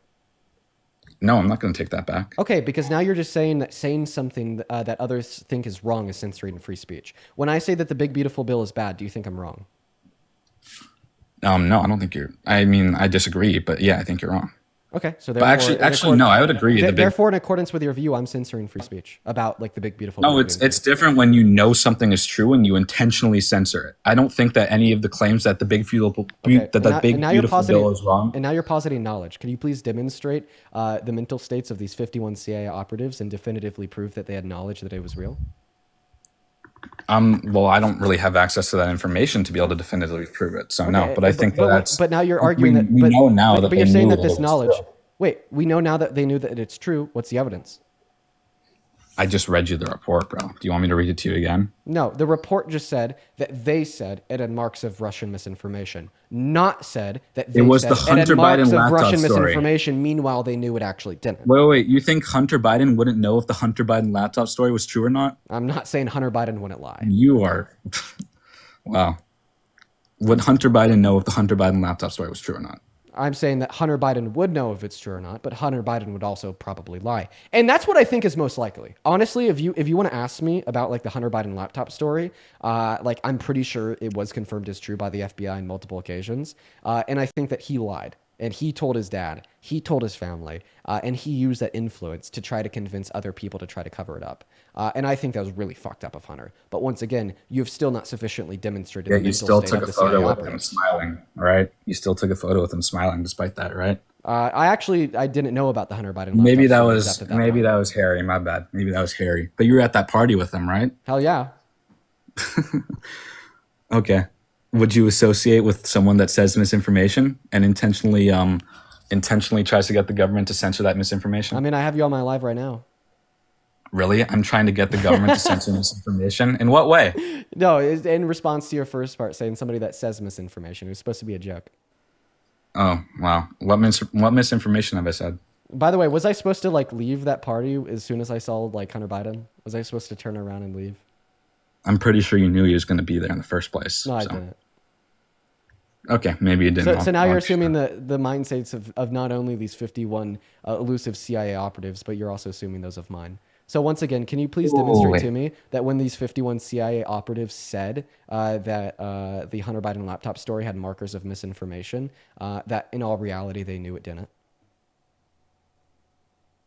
I'm actually curious. Sorry, I was talking. I think it's more the fact that they were influenced to say that by Hunter Biden, that it probably wasn't conclusive.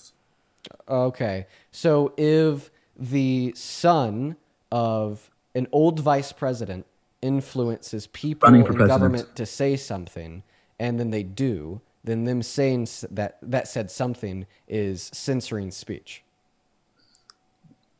If their intent is to censor information. How do you know that you're saying that their intent is to censor misinformation? When you say their intent is to censor information, not what precisely do you mean? misinformation. Censor information, not misinformation. What precisely do you mean by that? Are you just saying like to stop the dissemination of information which would say otherwise? No. That's not what I'm saying. I'm saying that their intent was to censor anyone who was saying that there was a Hunter Biden laptop story, and to have it discredited. How are you using the word censor there? Censor, attempt to discredit so that it can't be spread. An attempt to discredit? Okay.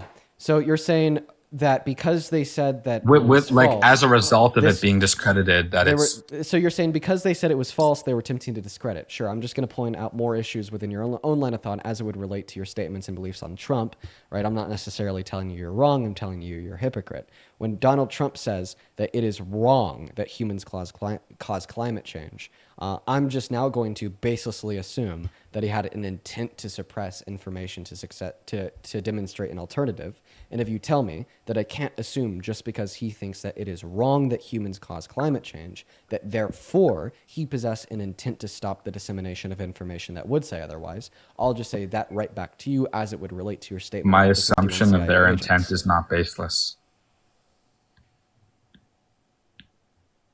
My assumption of their intent is not baseless. Okay.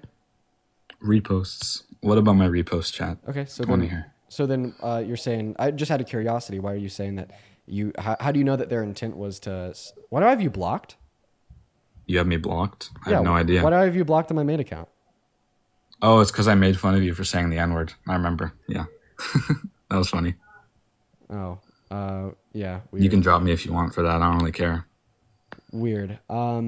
Anyways. I support Israel. Yeah, how horrible. Okay. So once again, what is the argument? What is the argument? That my is the assumption argument? of their intent is not baseless. Yeah, what's the argument?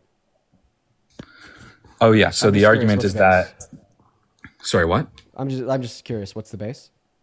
What's the base of the argument? Yep. Well, it's the facts that I presented at first. In the that facts they didn't. So the fact was that they had no conclusive evidence to believe that it was misinformation. They did it because they were told by Hunter Biden with the knowledge of the Biden campaign.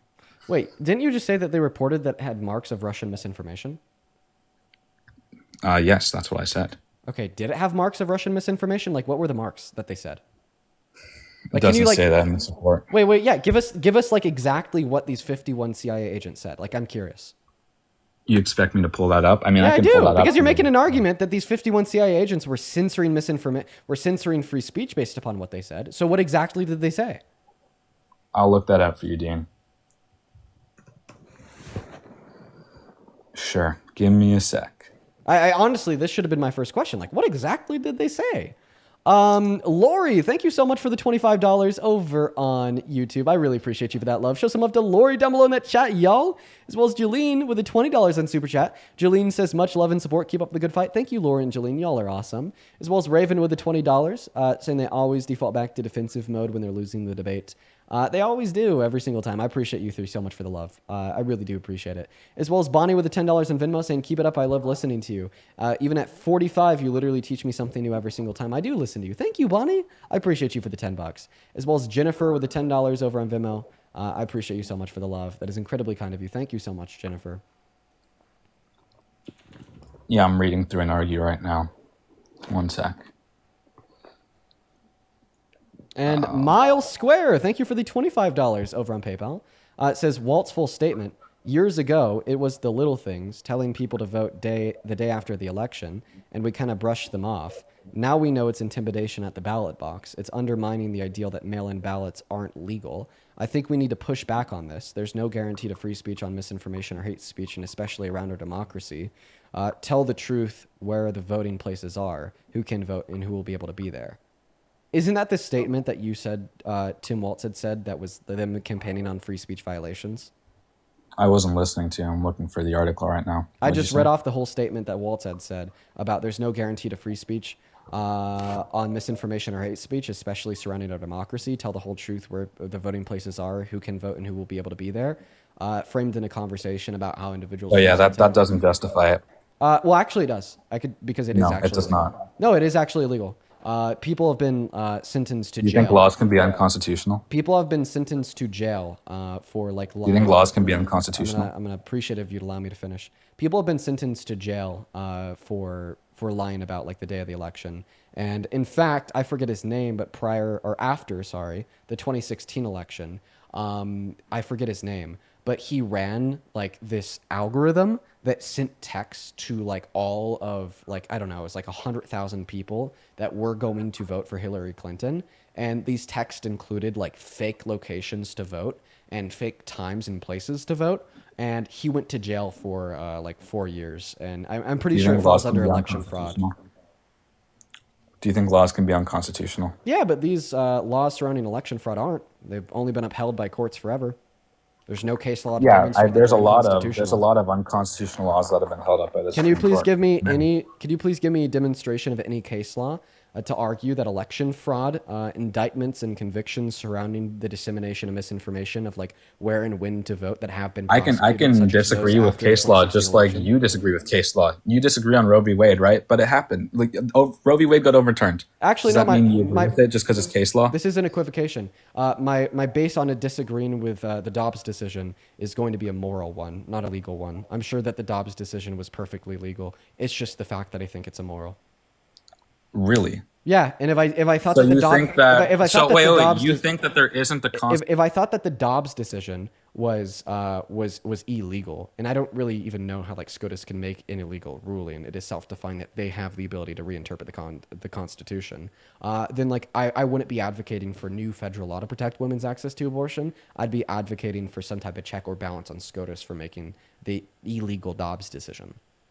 Wait, so you think that there isn't a constitutional right to abortion? It's not that I think, I know. I know that there's not a constitutional right to abortion because Okay, I vested mean- inside a SCOTUS per the Constitution is the ability to interpret said Constitution. And when they made the Dobbs ruling, reinterpreting the Protections have Clause your of the 14th, opinion on the interpretation it of the absolutely is the Constitution. case that no, abortion is not constitutionally protected given SCOTUS's rulings of Dobbs. Okay, let me clarify the question. Based on your interpretation of the Constitution, do you think that abortion is protected by the Constitution?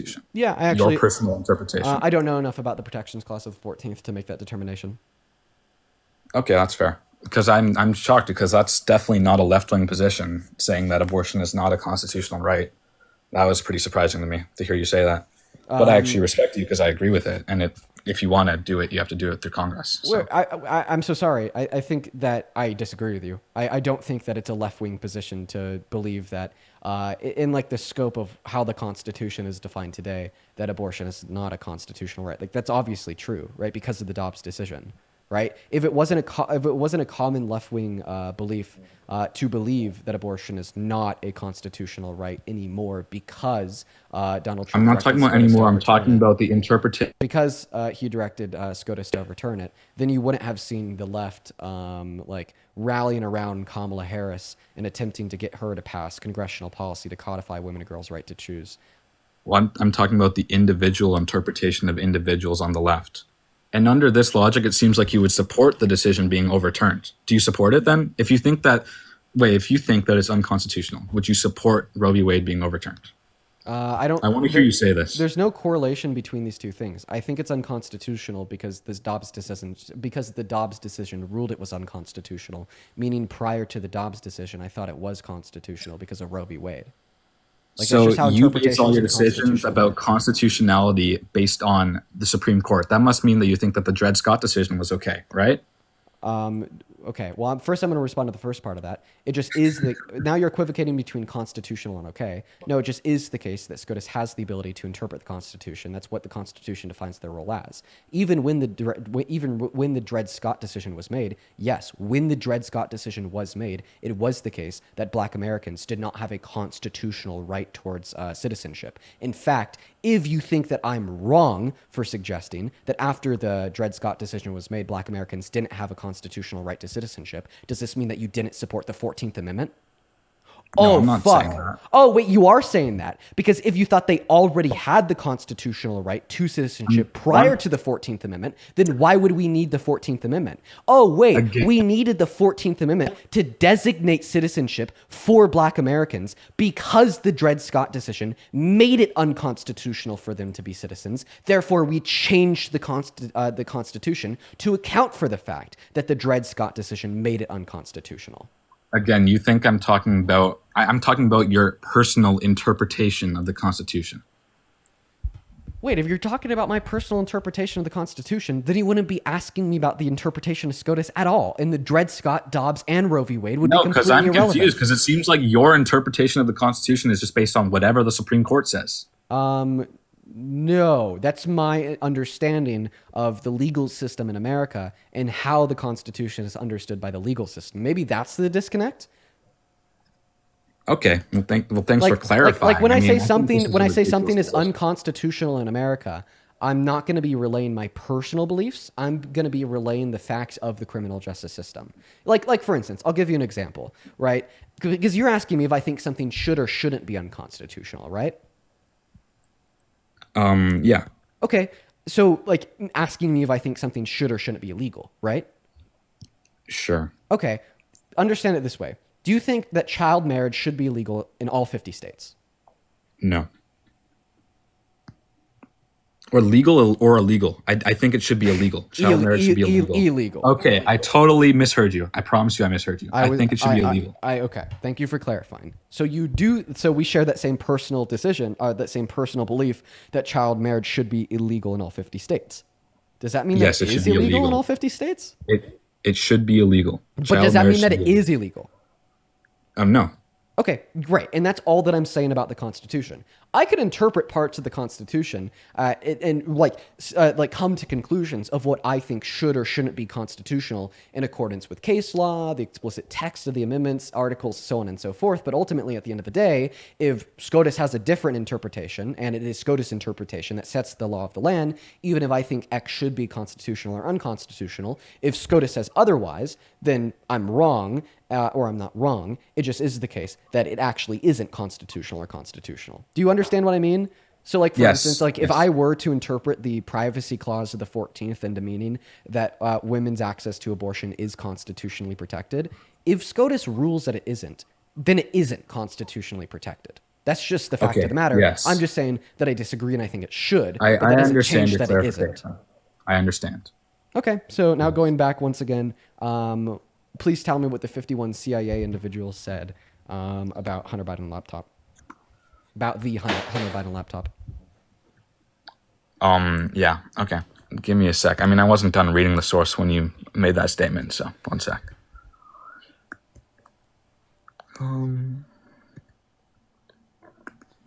Wait, but can I just ask you like a general question?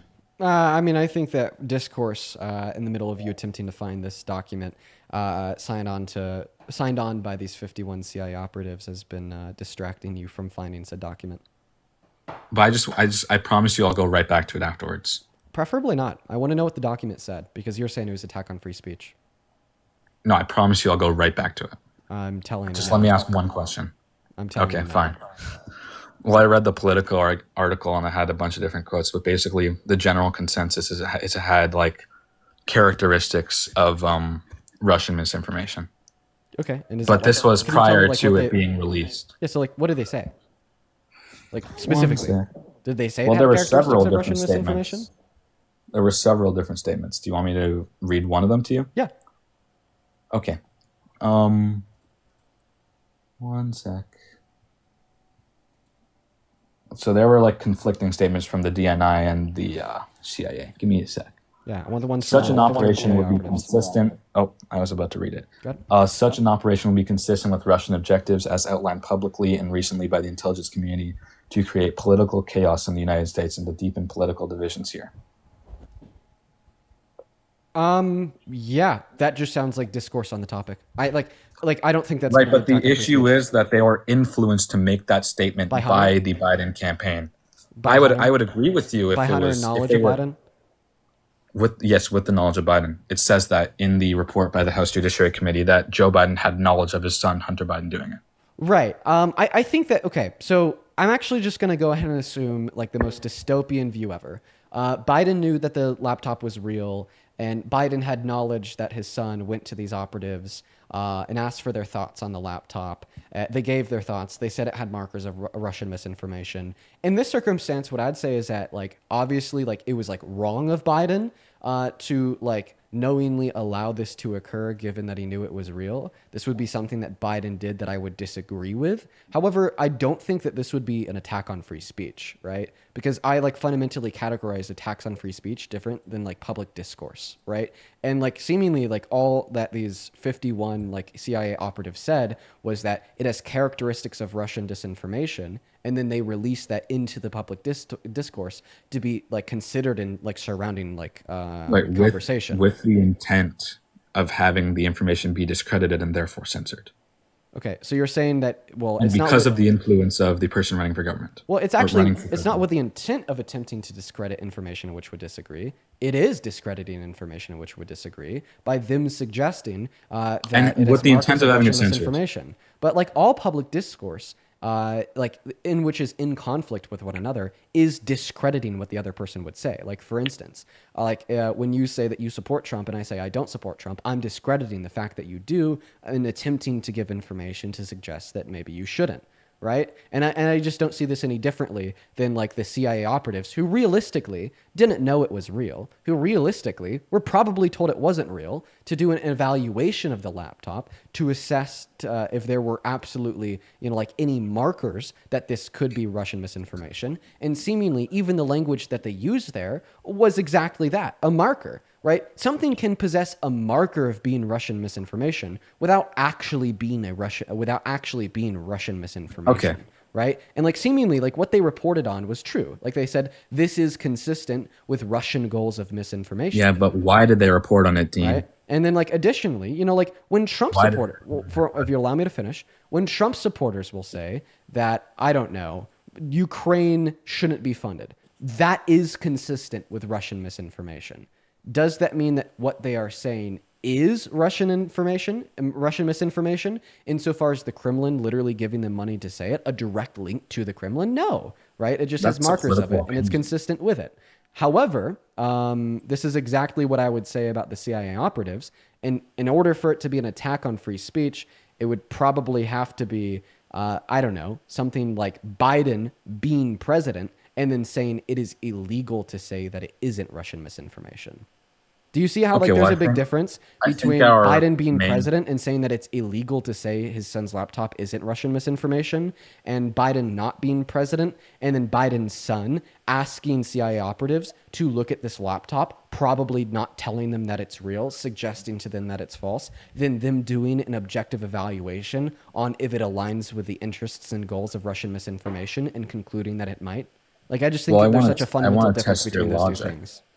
I want to test what you're saying and see if you hold the same standard for Trump. So if leading up to the 2024 election, if Trump had influenced the CIA and the federal government to say that the E. Jean Carroll case was false and that it didn't happen and that we have conclusive proof or that we have indicators that E. Jean Carroll was lying, would that be an attack on free speech? Let's just make it like more synonymous. So if Donald Trump's son, Don Jr., went to people that like he knew in like the CIA or like maybe even like old ex-prosecutors, so on and so forth, and Donald Trump Jr. went to these ex-prosecutors and he was like, hey, could you please look at the prosecution of Trump for the rape of E. Jean Carroll and evaluate Well, that's not synonymous. Yes, it is. No, it's not the CIA. It would have to be the CIA for it to be synonymous. Yeah, but it's going to be like within like relevant fields of research. Like the CIA is going to know what is best about Russian misinformation, and prosecutors are going to know what is best about like court proceedings, right? I mean, I'd rather just stick with the CIA because I think the CIA bears significantly more influence than prosecutors. So, okay, but like honestly, like what the hell would a CIA agent know about court proceedings? Like, why would that be like a figure of authority? I'm trying to make your argument stronger here. Like, you'd say that like this was like compelling misinformation because it came from the CIA. That would be a figure of authority in reference to Russian misinformation. Like, it would be more compelling misinformation to have like a lawyer or a prosecutor suggest that E. Jean Carroll wasn't actually raped by Donald Trump. Like, I'm actually just trying to make your argument more compelling, so when I refute it, you have less to say. Sure, you can say that if you want. Right. So Don Jr. goes to like ex-prosecutors, maybe a couple MAGA lawyers, and he's like, guys, review over the contents of this case. And then they do, and then they come out with a conclusion that like, here's our reason to believe that like maybe E. Jean Carroll's lying. Yeah, that wouldn't be attack on free speech. Like with the intent of censoring speech. With the intent of like discrediting others saying otherwise. Like obviously. Like let's say with the intent of like saying that. Of like discrediting individuals that say otherwise, right? Like with the intent of like saying that something that is blatantly incorrect, like of saying something that's blatantly incorrect. Like let's say like with the intent of saying that the judge was corrupt, with the intent of saying that every single juror was paid off or something like that. With the intent of saying something that is false and with the intent of having it censored. Oh, okay. Well, now you're getting off of what the CIA agents did because it wasn't blatantly incorrect that the Hunter Biden laptop story possessed markers of Russian misinformation. Well, hey, we don't know everything about what the government knew, and I'll admit that this is speculation, but I think the CIA knows significantly more than we do, and I'm fairly confident that they knew for a fact that it was not misinformation. Yeah, based upon your first comment, you just said that it's speculatory. We don't do speculation here. Well, if you're not going to speculate about what the government is doing, then you're never going to know what the government is doing. So yeah, but speculation because there's been a lot of conspiracy theories about the government that turned out to be true. Speculation is defined like the lack of evidence. Or a low number of evidence, right? But obviously, if we're engaging in a debate, you can't just give me an argument with no evidence. Well, I mean. So once again, the issue with your statement there is that no, it wasn't blatantly incorrect that there's no markers of Russian misinformation within the Hunter Biden laptop story. I mean, I would say that I think that based on their knowledge at the time, they should have known that it was not misinformation. Okay. And they should have known that it was an irresponsible statement to make and that it would end up with censorship. And I'm pretty sure they did know that, and that's why they did it. Well, seemingly now I've like won the debate because now you're shifting away from saying it was attack on free speech to saying like they should have known that it was real. Okay, I agree. Right? But now all of a sudden No, it's not they attack on free speech. and knowing and their intent when doing that, knowing that it was not real or knowing that it was real, Okay, but was guess to what? censor the You've correct already admitted information that you don't it have was real. evidence that they knew it was real. Sure. Well, do you have evidence that that Trump knew that Jimmy Kimmel was lying, or that Yeah. What? Do you have evidence that? Sorry, that made no sense. I shouldn't have said that. My bad. I'm just gonna go back to the question that you asked me about Trump. I actually think that's a pretty compelling argument that'll make myself clear. Okay. I retract my statement. Fine, whatever. We're gonna go back to your analogy You about can't Trump, trust the because government. That's the issue. I've continued to reiterate here that I don't believe that like the 51 CIA agents saying that the Hunter Biden laptop story possessed markers of misinformation was like an attack on free speech. And like there's even some people in the chat that are watching that are on the left, like, Dean, why would you say that? Like, this is one of those times where you just have to like condemn Biden because that was bad, right? And I agree. Like you know, the Hunter Biden laptop story, the FBI came out and said that it was real. I think that it was irresponsible of Biden, and I think that it was irresponsible of like the FBI, so on and so forth, to say otherwise, to say that it wasn't real off the gate. All that I'm saying is that that wasn't an attack on free speech. They were just simply positing what they knew at the time, and they were giving good reason to back up alternative views to the idea that it's real. And actually, the analogy that you give gives a really good example of this. So, like, if Donald Trump's son were to go to like prosecutors and lawyers, and they were like, "Hey, look at this E. Jean Garrel court case. I want you to look into it," and then they do look into it, they like find like reasons of doubt, like, oh, like she didn't. Yeah, I don't think that he had direct knowledge of it. Can you support that statement? Well, actually, the support of that statement You would made the claim. You're on the burden of proof. Yeah, the support of the statement that I don't think he had direct knowledge of that fact is that seemingly by That's speculation, right? Okay. Speculation. You're interrupting me? Just like I did, speculation. How are you calling my argument speculatory when I haven't even given you the argument yet? What the fuck is wrong with you? Rage bait. Get off Okay. my lawn. Did you just say rage bait? Dude, come on. I give you one last opportunity to engage in the argument, and then you're like, sure, Dean, what's the argument? I start giving you the argument, you interrupt me, and then I'm like, what are you doing? And then you're like, I'm rage baiting you. Get fucking pushed, Evan. Jesus Christ. Dude. No, I actually, I'm not mad. I'm not even upset. Because you know what that tells me?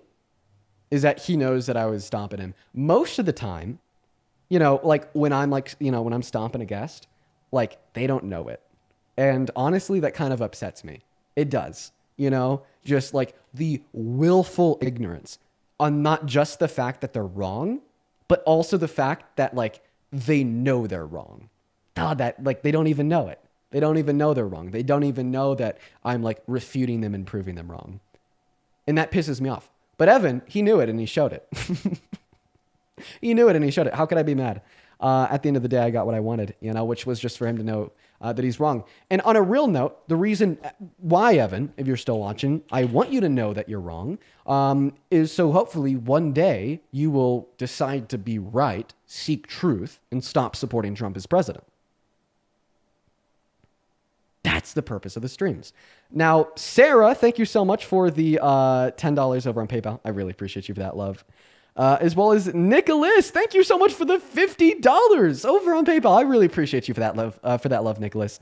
Let's get 500 Nicholas W's down below in that chat. I really do appreciate you. Holy shit. Show some love to Nicholas down below. Nicholas with the 50 big ones says, Palestinians deserve to live. This guy supporting the senseless suffering and killing from Israel's invasion is disgusting. Yeah, we didn't even get around to talking about that. I would have loved to, but he was just incapable at debate, which was obvious. I mean, his counter argument was literally, I'm rage baiting you. Best counter argument ever. As well as Matthew, thank you so much for the $33 over on PayPal. I appreciate you for that love, Matthew. That is Matthieu. Thank you so much for your kindness. Matthew with the $33 says, from a French Canadian, thank you for all that you're doing. Thank you so much for the love. That is so fucking kind of you. As well as Rami with the $50 over on Venmo. Thank you for the love, Rami. Rami with the 50 big ones says, what about this context? Kick him out. Thank you. I appreciate you for that, Rami. It's good to see you. Let's show some love to Rami down below. As well as Erica with the $10 saying, thank you for speaking truth like always. I'm curious why you've never used the death penalty as an argument towards pro-life people. They say all human life is valuable, right? Well, I mean, the reason why I don't use the death penalty is because they'll be like, oh, they deserved it. But the fetus is just so innocent and it's never done anything wrong in its life. And that's the reason why I don't use it. It's just like really easy to detract from the point by arguing like culpability and blame insofar as deserving death or not. Ducky, thank you so much for the $10 over on Venmo saying did a deep dive into his repost and he loves Israel. Can you please say free Palestine for me? Free Palestine, Ducky, you already know it. All right. I appreciate you guys so much for the love. I'm awake.